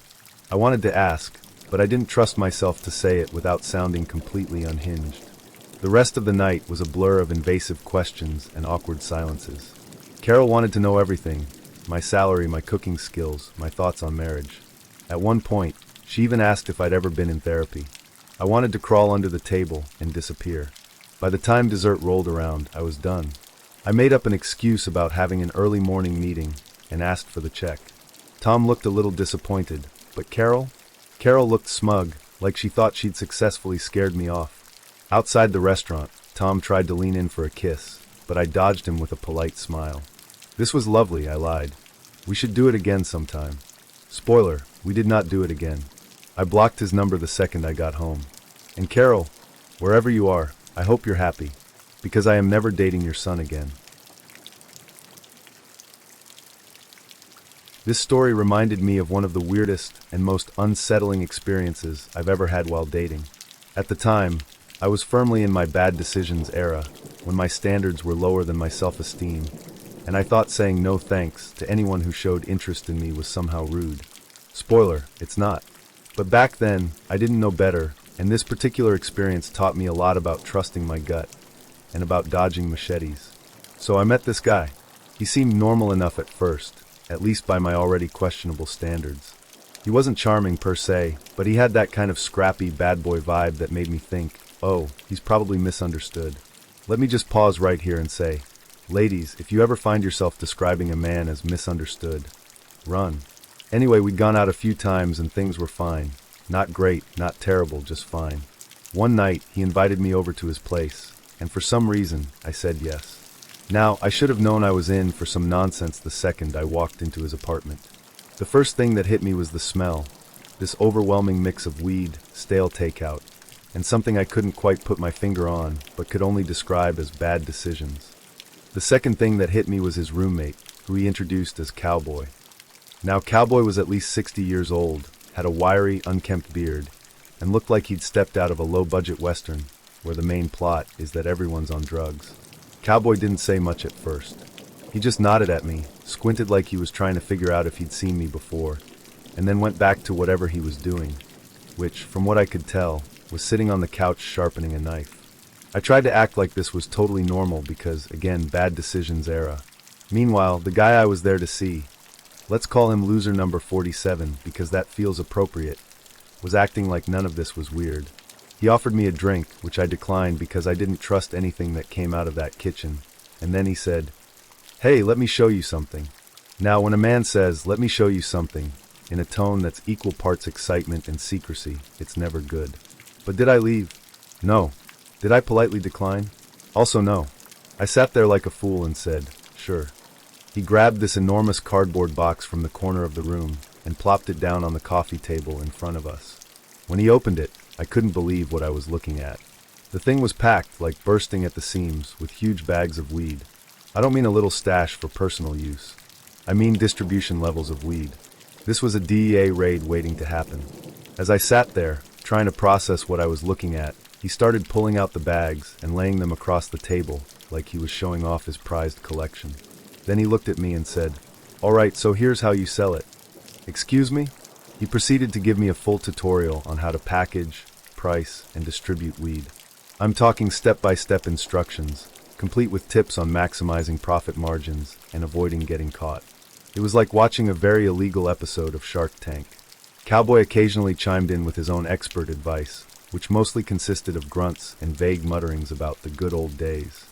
At one point, Cowboy actually got up, walked over to the window, and peered outside like he was on lookout, which did absolutely nothing to calm my nerves.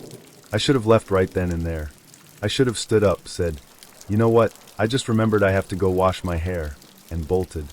But no, I stayed, because apparently my survival instincts were taking a nap that day. Then came the knock at the door. It wasn't a polite knock either. It was loud and aggressive, the kind of knock that says, "I'm not here to sell you Girl Scout cookies." My heart stopped. Cowboy froze mid-grunt. Loser number 47, however, acted like this was totally normal. Without batting an eye, he got up, walked over to the wall, and grabbed a machete that was hanging there by a rope. Yes, a machete. Just casually hanging on the wall, like it was part of the decor. He opened the door with the machete in hand, blade first, like some kind of deranged pirate. I couldn't see who was on the other side, but I could hear them muttering, and it didn't sound friendly. They talked for a couple of minutes. Well, talked is a generous way to describe it. And then he shut the door, came back inside, and put the machete back on the wall like nothing had happened. At this point, I was ready to sprint out of there and never look back. I didn't even care if I left my purse behind. I was already mentally composing the 911 call I'd make once I got to safety. But before I could make my escape, loser number 47 turned to me and said, "Hey, you ever shoot a gun?" I just stared at him, trying to figure out if he was serious. "We should go out to the woods and shoot some shit," he said. "It's fun. You'll love it."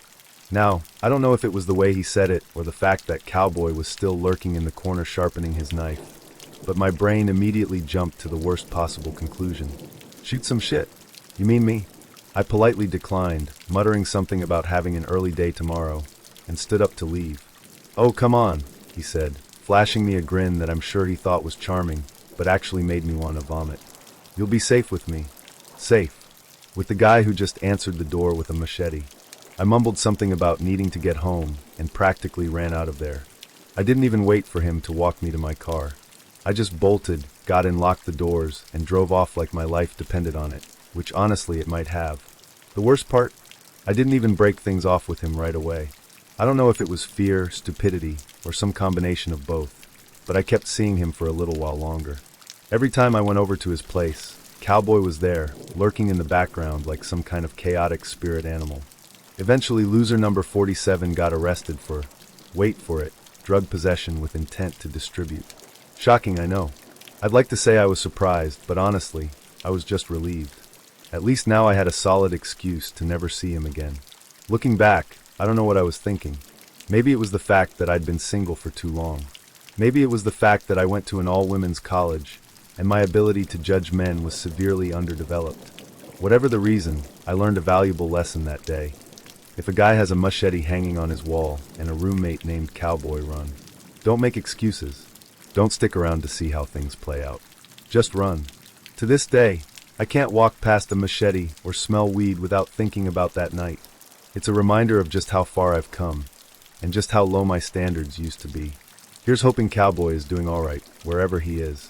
And as for loser number 47, well, I'm sure he's in prison now, probably trying to teach someone else how to maximize profits. Good riddance. Okay, so when you live in New York, you know there are certain places you never go unless you're playing tour guide for out-of-town relatives. Times Square, the Empire State Building, and of course, the Statue of Liberty. But every now and then, someone comes along and manages to convince you that maybe, just maybe, it could be fun to be a tourist in your own city. That someone in this case was a guy named Chris. Chris and I matched on Hinge. At first, he seemed normal. Cute, even. He had that all-American clean-cut vibe, short brown hair, a nice smile, and a profile filled with photos of him at baseball games, holding beers, and hanging out with friends. His bio said he'd just moved to New York from Chicago and was looking forward to exploring the city with someone fun. I figured, okay, he's new to the city, which explains the touristy vibe. Maybe he just needs a cool local guide. And honestly, he was cute enough that I didn't mind being that guide. We started chatting, and Chris suggested meeting up for a classic NYC experience.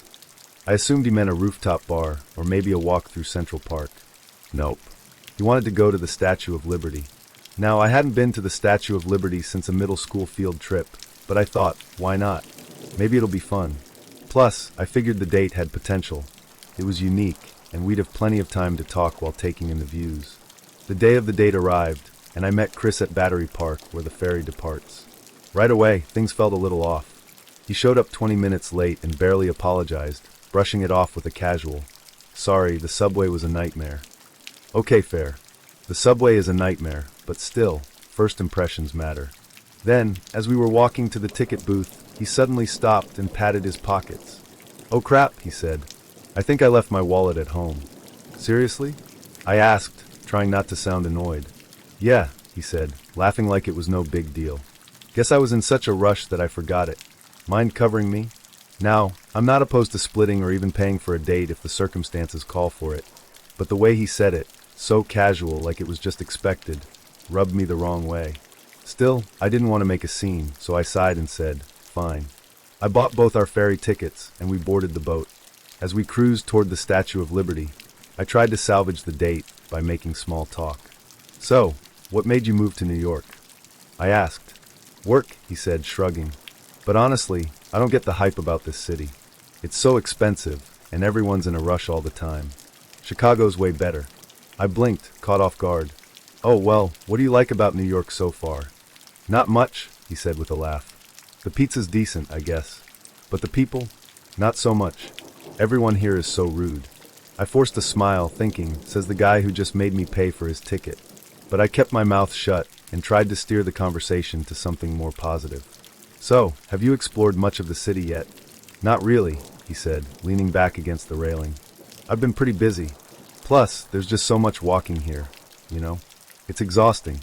At this point, I was starting to regret agreeing to this date.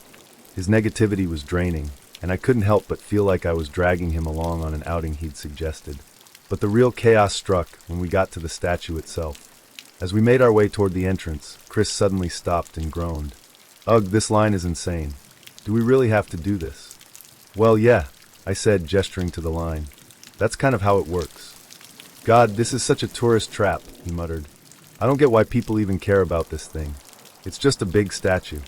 I bit my tongue, trying to stay polite. "You're the one who wanted to come here," I reminded him. "Yeah, but I didn't think it'd be this much of a hassle," he said, crossing his arms. "I mean, how do you New Yorkers put up with this crap?"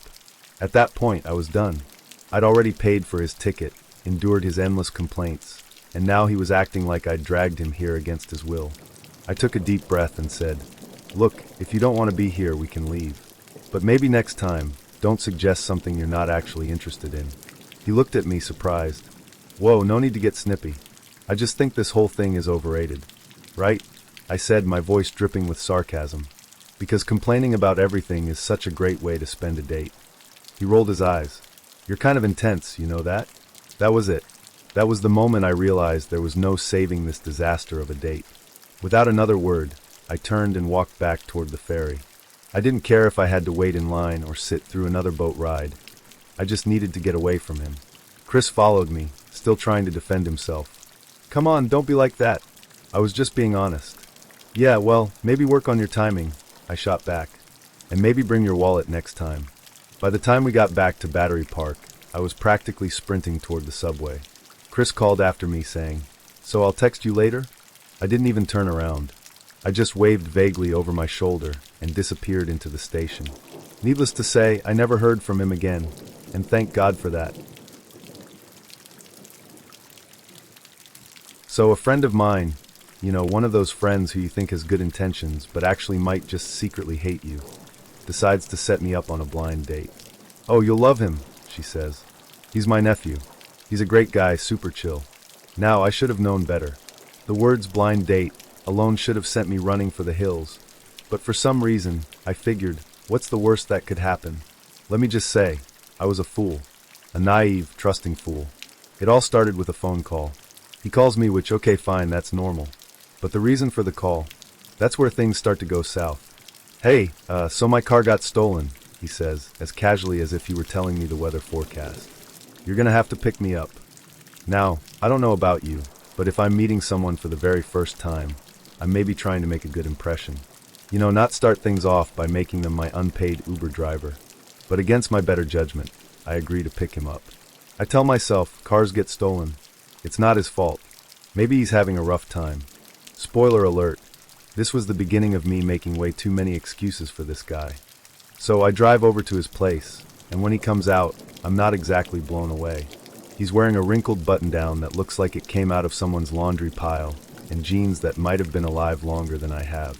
But hey, I'm not shallow. I'm here for the conversation, right? I ask him where he wants to go, and he suggests this fancy seafood place 2 towns over. 2 towns over, mind you. Not the cute little diner down the street, not the casual burger joint around the corner.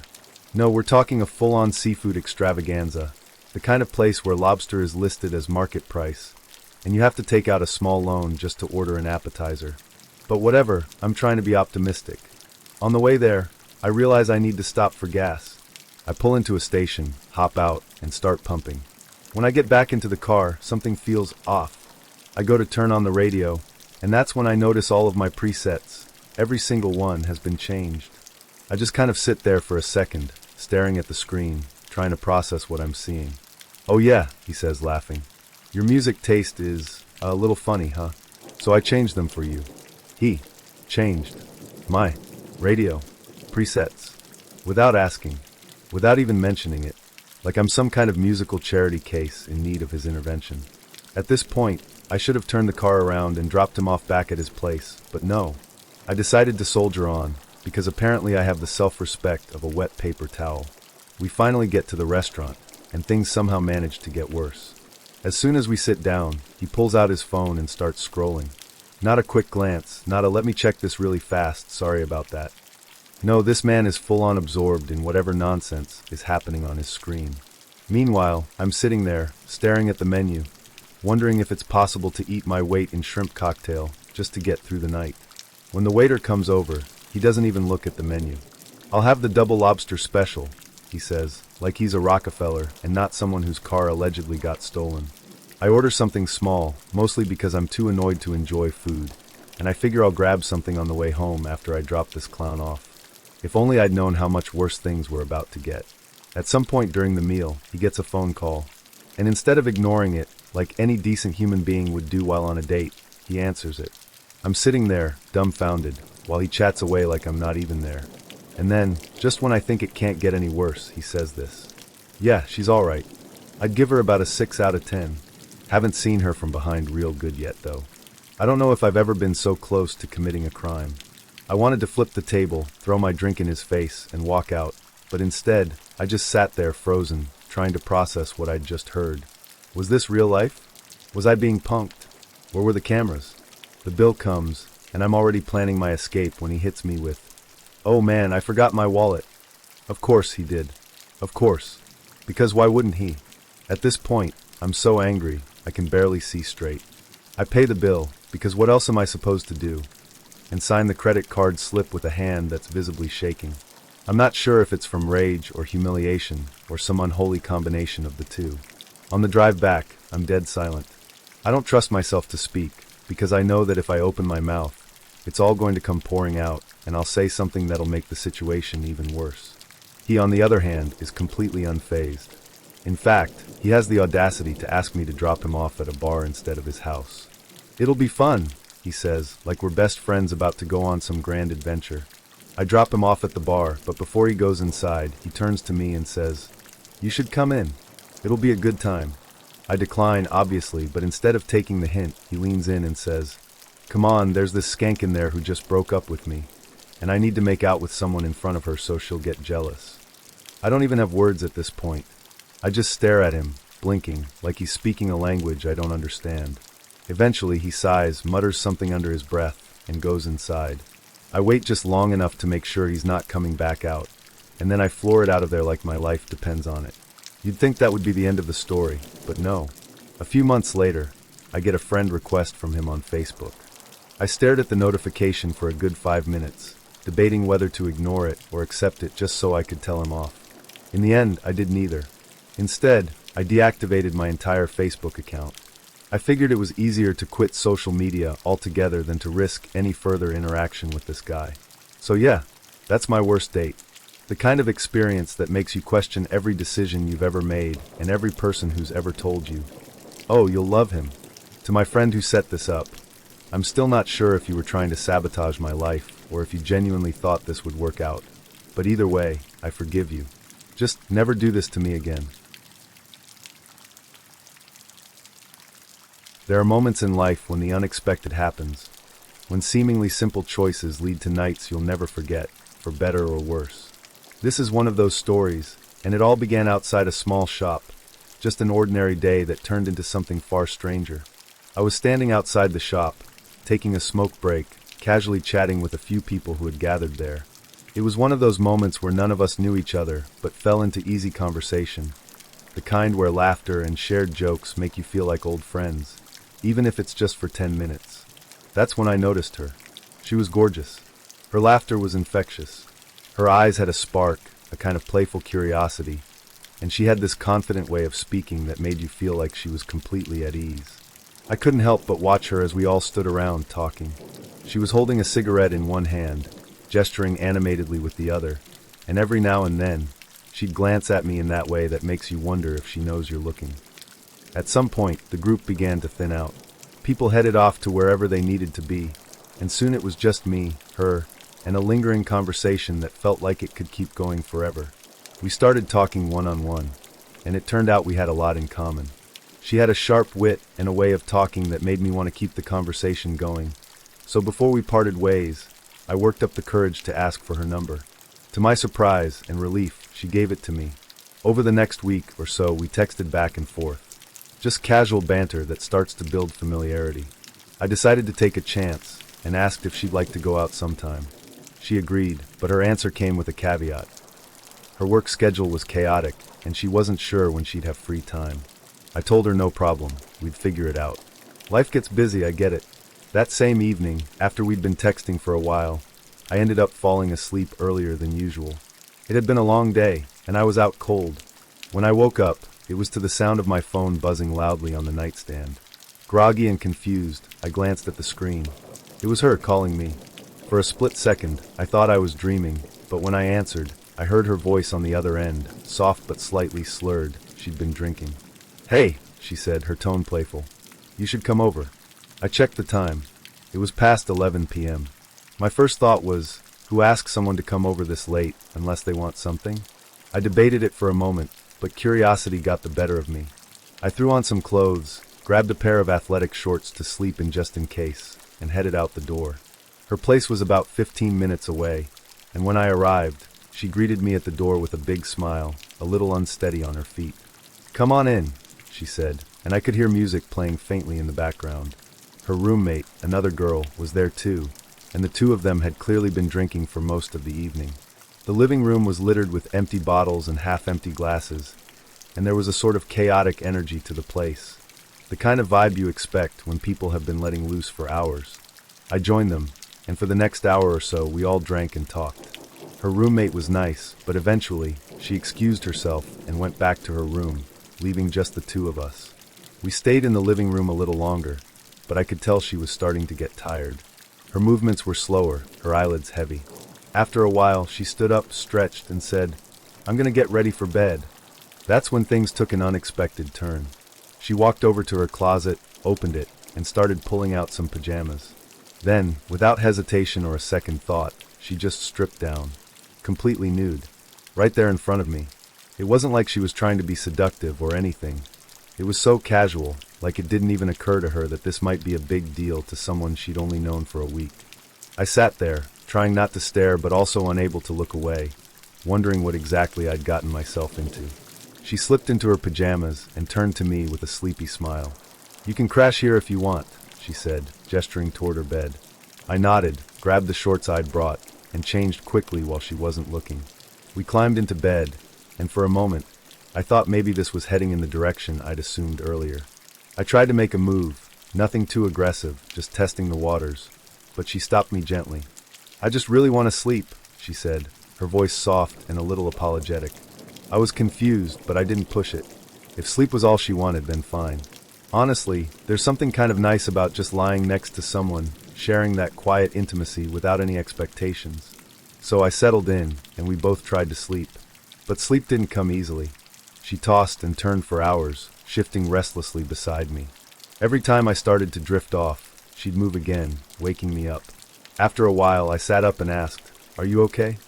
She nodded but didn't say much.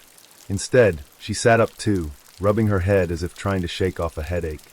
I thought maybe the alcohol was catching up to her, so I reached out and rubbed her back, trying to soothe her. Then, without warning, she swung her legs over the side of the bed and crawled onto the floor. What happened next felt like something out of a horror movie. She got onto her hands and knees and crawled to the middle of the room, where she sat back on her heels and started rocking back and forth. I watched, half concerned and half terrified, unsure of what to do. It was like she was in some kind of trance. Then, out of nowhere, she grabbed something off the floor, some random piece of clothing, and stuffed it between her legs. She stayed like that for another minute or two, completely still, before finally crawling back into bed as if nothing had happened. After that, she stopped tossing and turning. She fell asleep almost immediately, and the room was finally quiet. I lay awake for a long time, trying to process what I'd just witnessed. Part of me wanted to wake her up and ask if she was okay, but I didn't. Instead, I eventually drifted off, the strange events of the night replaying in my mind. The next morning, we both woke up groggy but otherwise fine. As we got out of bed, I noticed something strange. My pants, which I'd left on the floor, were completely soaked. At first, I thought maybe one of the drinks from the night before had spilled on them, but then the memory of what had happened during the night came rushing back. That's when it hit me. She had used my pants during her strange midnight episode. She had peed on them. She must have noticed too because she glanced at the pants, then at me, her expression unreadable. I had no idea if she remembered what had happened or if she was just as confused as I was. Not wanting to embarrass her, or myself, I laughed it off, blaming it on one of the drinks we'd left sitting around. Her roommate joined in on the laughter, and we all joked about how wild the night had been. But deep down, I couldn't stop thinking about it. After breakfast, I said my goodbyes and left. As I walked home, I replayed the events of the night over and over in my head, trying to make sense of it all. What had I gotten myself into? Did she remember what had happened? And more importantly, what was I supposed to do now? I went on a date with a guy I'd met online, and to be honest, I thought it was shaping up to be a pretty good one for a change. His name was Adam. He was nice, humorous, engaging, and just awkward enough to be endearing. From our chats leading up to the date, I knew he was really into Christ. Religion's not really my thing. I hover somewhere between atheist and agnostic, but he was respectful about it and didn't push anything, so I figured why not. It's rare enough to find someone who doesn't open with a weird pickup line or ghost you after 3 messages. I decided to give it a shot. We met at this little Italian place downtown for dinner. He showed up looking sharp, wearing a button-up shirt and clean jeans, and he complimented my long black skirt almost immediately. I remember thinking he was sweet, even if a little overly polite, lots of ma'ams and thank yous that felt like he was trying a bit too hard. But I appreciated the effort. The conversation flowed easily, and I was starting to think this guy might actually have potential. After dinner, he suggested we go to the lake to watch the sunset. It sounded romantic, and I was wearing comfortable enough shoes to make it work. Well, at least for a while. By the time we got there, I realized the walk down to the lake involved a bit of uneven terrain, so I took off my heels and carried them in one hand while we made our way down the dam. As we got closer to the water, the scenery was breathtaking. The lake was calm, the sky was streaked with oranges and pinks, and the air had that cool, crisp feeling that made it seem like everything was falling into place. Adam was smiling, clearly happy that I'd agreed to come here, and we found a log that was arched just enough to make a perfect little bench. It felt like the kind of scene you'd see in a rom-com, idyllic, peaceful, picturesque. Then, of course, I stepped on a broken glass bottle. At first, I didn't even realize what had happened. There was a sharp sting, and when I looked down, I saw a jagged piece of glass sticking out of the bottom of my foot. I didn't want to freak Adam out. He seemed like the kind of guy who might panic at the sight of blood. So I calmly reached down, pulled the shard out, and told him, "Oh, I think I cut myself." He looked concerned but not overly alarmed, probably because my long skirt hid how bad it actually was. "Do you want to go back?" he asked, his voice soft and genuinely caring. I shook my head. "No, it's fine. We're already here. Let's just watch the sunset." In hindsight, this was a terrible decision, but in the moment, I really didn't want to ruin the vibe of the evening. He'd gone out of his way to plan this, and I didn't want to seem overly dramatic. I have a pretty ridiculous pain tolerance, so I figured I could tough it out for a little while. We sat there for about 15 minutes, talking and laughing while the sun dipped below the horizon. I was doing my best to ignore the growing wetness in my shoe and the slight throbbing in my foot. Adam was telling me a story about his brothers and some childhood prank that had gone wrong, and I remember laughing so hard that I almost forgot about the pain. But when we stood up to leave, everything changed. The moment I took a step, I realized I was leaving a trail of bloody footprints behind me. I glanced back at the log where we'd been sitting and saw a dark, sticky stain that looked like something out of a crime scene. It hit me then just how much I'd been bleeding. Adam noticed too. His face went pale as he stared at the trail I was leaving in the dirt. "Oh my God," he said, his voice tight. "Are you okay?" I waved him off, trying to stay calm. "It's fine," I said, even though it clearly wasn't. "Let's just get back to the car." I don't know how I managed it, but I walked back up the dam barefoot, leaving a trail of bloody footprints the entire way. Adam kept glancing at me like he wasn't sure if he should offer to carry me or just run for help. By the time we got to the car, I could tell he was starting to panic. "Do you want me to take you to the hospital?" he asked, his voice shaky. I shook my head. "No, it's fine. Just drive me back to my house. My roommate can take me." But Adam wasn't having it. "I'm not letting you wait around for your roommate. I'll take you to the ER myself." At this point, I was in too much pain to argue, so I slid into the passenger seat and let him drive. When we got to the ER, the waiting room was packed. The nurse at the front desk handed me a vomit basin and told me to keep my foot elevated while they prepped a room for me. Adam and I sat there for over an hour, passing the time by swapping stories about childhood injuries. I told him about the time I'd tried to jump off the roof with a bedsheet as a makeshift parachute and ended up with a broken arm. He told me about the time his brother hit him in the face with a baseball bat during an ill-advised game of backyard cricket. It was surprisingly fun, despite the circumstances, and for a moment, I thought maybe this date wasn't a complete disaster after all. When they finally called me back, Adam insisted on coming with me. I could tell he was trying to be supportive, even though he looked like he might pass out at any moment. The doctor numbed up my foot and started flushing the wound with saline. I couldn't feel a thing, which I found fascinating.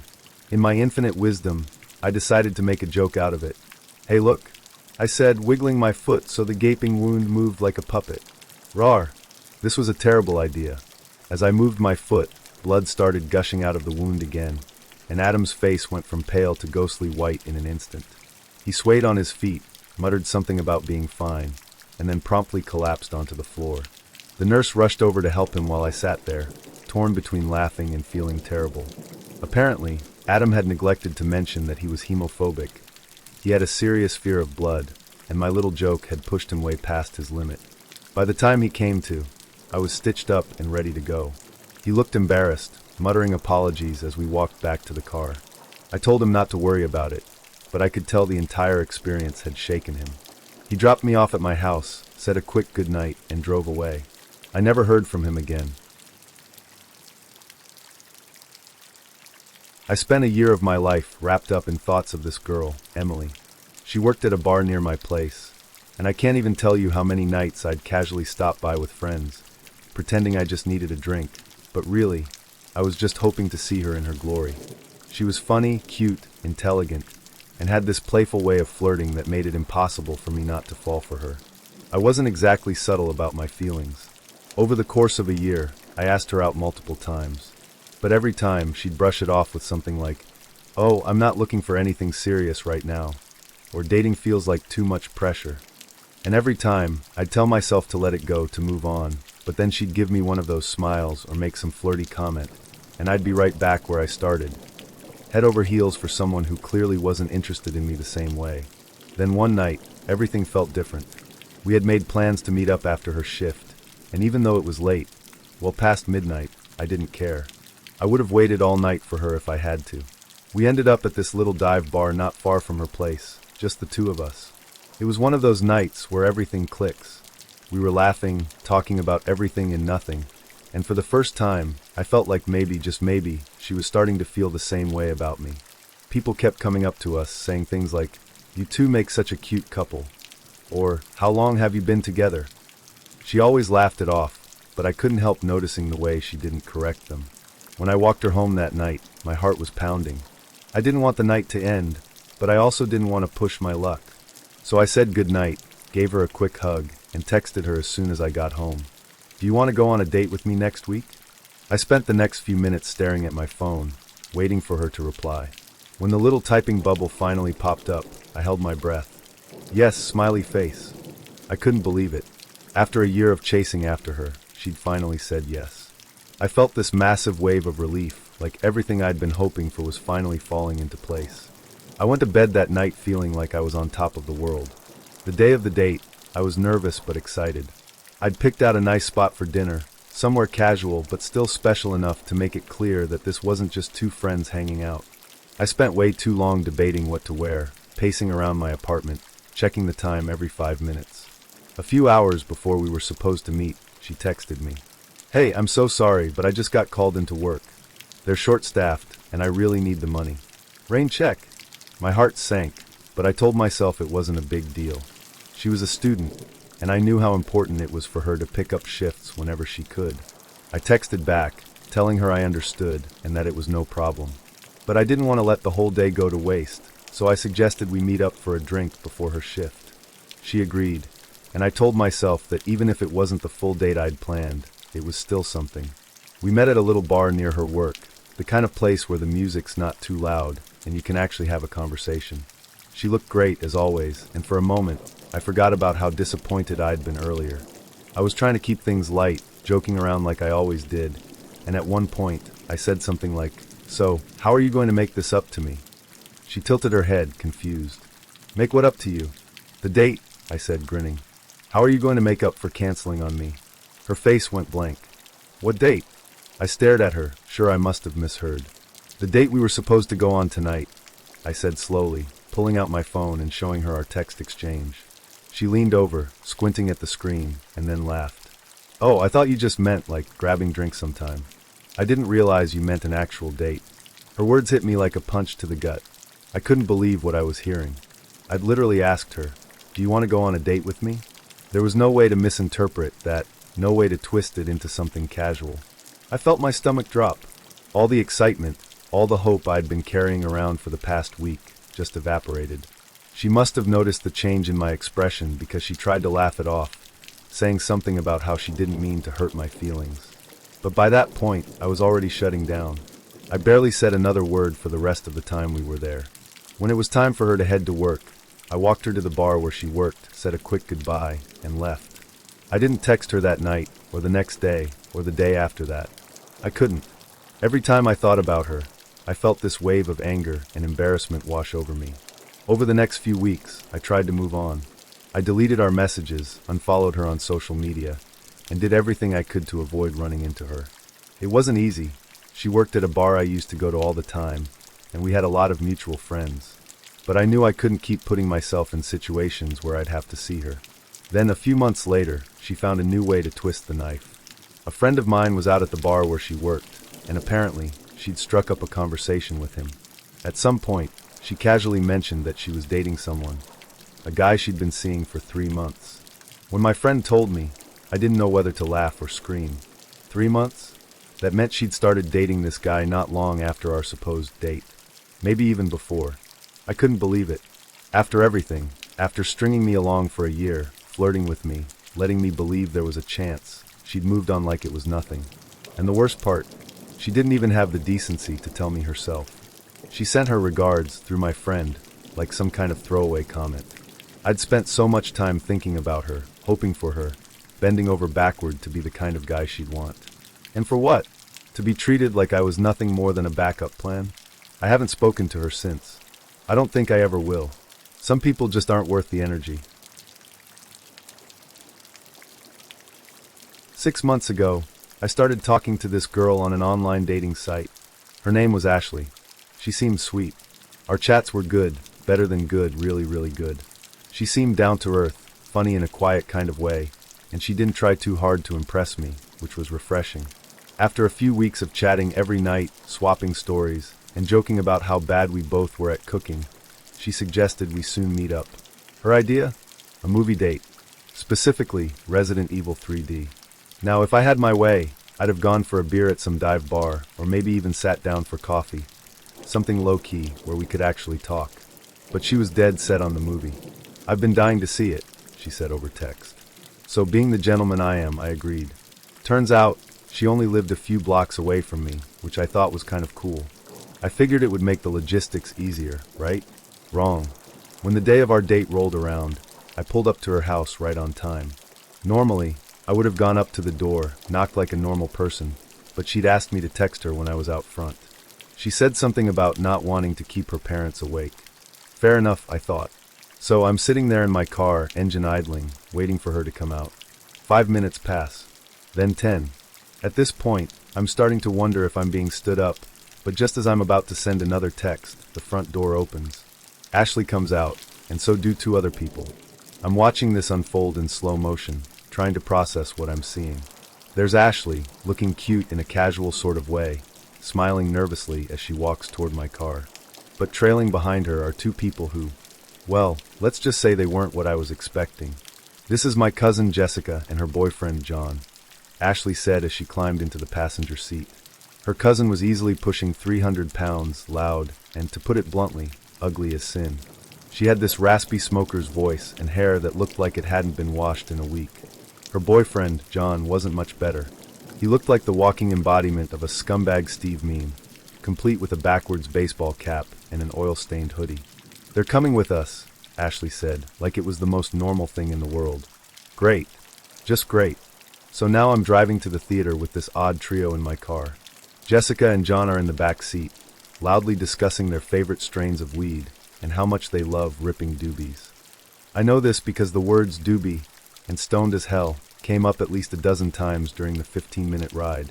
Ashley, meanwhile, was eerily quiet the whole way, staring out the window like she wasn't even part of the conversation. We get to the theater, and I'm already wishing I'd stayed home. But I figure, okay, maybe the movie will salvage this disaster of a night. Spoiler, it didn't. The previews start, and Jessica and John are practically drooling over the Saw 3D trailer, going on and on about how badass it looks. Then the actual movie begins, and 20 minutes in, Jessica starts complaining that the 3D is giving her a headache. She makes this huge scene, flailing her arms and breathing like she's about to pass out, and then proceeds to leave the theater. And come back, and leave again. This happens at least 5 times. She's stomping up and down the aisle, her heavy boots echoing through the theater, and every time she passes by, she lets out this loud, exaggerated sigh. I keep glancing over at Ashley, hoping she'll notice how mortified I am, but she just shrinks further into her seat, like she wishes she were anywhere else. When the movie finally ends, I'm ready to bolt. But of course, the chaos isn't over yet. As we step outside, Jessica and John plop down on a bench, light up a cigarette, and start dry-humping each other in full view of everyone. I kid you not, she's grinding on him while calling him hubby, and saying things like, "Oh, you're gonna get it later." Ashley looks apologetic, but she doesn't say a word. Fast forward 30 minutes, and I'm dropping them all off at Ashley's house. I mumble a quick goodnight, and as soon as they're out of the car, I'm peeling out of there like my life depends on it. Now, this should have been the end of the story. A bad date, a funny anecdote to tell my friends over a beer. But no. Halfway home, my phone rings. It's Ashley. "Hey," she says, "do you want to come back and hang out for a bit?" Every fiber of my being is screaming, say no. Go home. Forget this ever happened. But for some stupid reason, maybe curiosity or boredom, I agree. I figure, hey, maybe this will make for an even better story one day. I turn around and head back to her house. As I walk in, I realize why she'd asked me to wait in the car earlier. The place is a disaster. I'm not talking about a little clutter or some dishes in the sink. This was full-on hoarder's level. There's trash everywhere, empty takeout containers, piles of newspapers, random junk stacked chest-high in every corner. The air smells like a mix of old food and wet carpet, and I have to actively stop myself from gagging. "Sorry about the mess," Ashley says sheepishly. "It's fine," I lie. Her cousin and John, of course, live in the basement, which explains a lot. I ask where the bathroom is because, after the giant soda I had at the theater, I'm about to burst. "Oh, it's down the hall," she says. I make my way to the bathroom, flick on the light, and immediately regret it. The toilet is... I don't even know how to describe it. There's piss and shit everywhere, on the seat, on the tank, even on the floor around it. It's like no one has cleaned it since the Clinton administration. I do my business as quickly as possible, flush with my foot, and use my elbows to open the door. No way am I touching anything in that house. When I get back to the living room, I sit down on the couch, which is somehow the cleanest thing in the house, and try to focus on the 2 cats lounging nearby. They're cute, at least, and I figure if I just pet them and zone out, I can survive this nightmare. Meanwhile, Jessica and John are in the corner, having the most revolting conversation I've ever overheard. "Oh, you're gonna be my hubby," Jessica coos, loud enough for the whole room to hear. "Yeah, baby, I'm gonna F *** you so hard," John replies, grinning like an idiot. I glance at Ashley, hoping she's as grossed out as I am, but she just stares at the TV, pretending not to hear. After an hour of this, I've had enough. I tell Ashley I need to leave, making up some excuse about an early bank appointment. She walks me to the front door, and as I'm saying goodbye, something catches my eye. The garbage in the living room starts to move. At first, I think I'm imagining it, but then I see them, cats. At least 10 of them, all different colors and sizes, emerging from the piles of trash like some kind of feline apocalypse. I get out of there as fast as I can and don't look back. For 6 months, I don't hear from Ashley. I figure she got the hint, and honestly, I'm relieved. Then, out of nowhere, she messages me on MSN. "Hey, how have you been?" she writes. I debate whether to respond, but ultimately decide to be polite. "I'm good. How about you?" "I have some exciting news," she says. "Oh yeah? What's that?" "I'm getting married." I stare at the screen, not sure what to say. "Wow, congrats. Who's the lucky guy?" "John," she replies. I blink, my stomach sinking. "John, as in the guy we went to the movies with?" "Yep,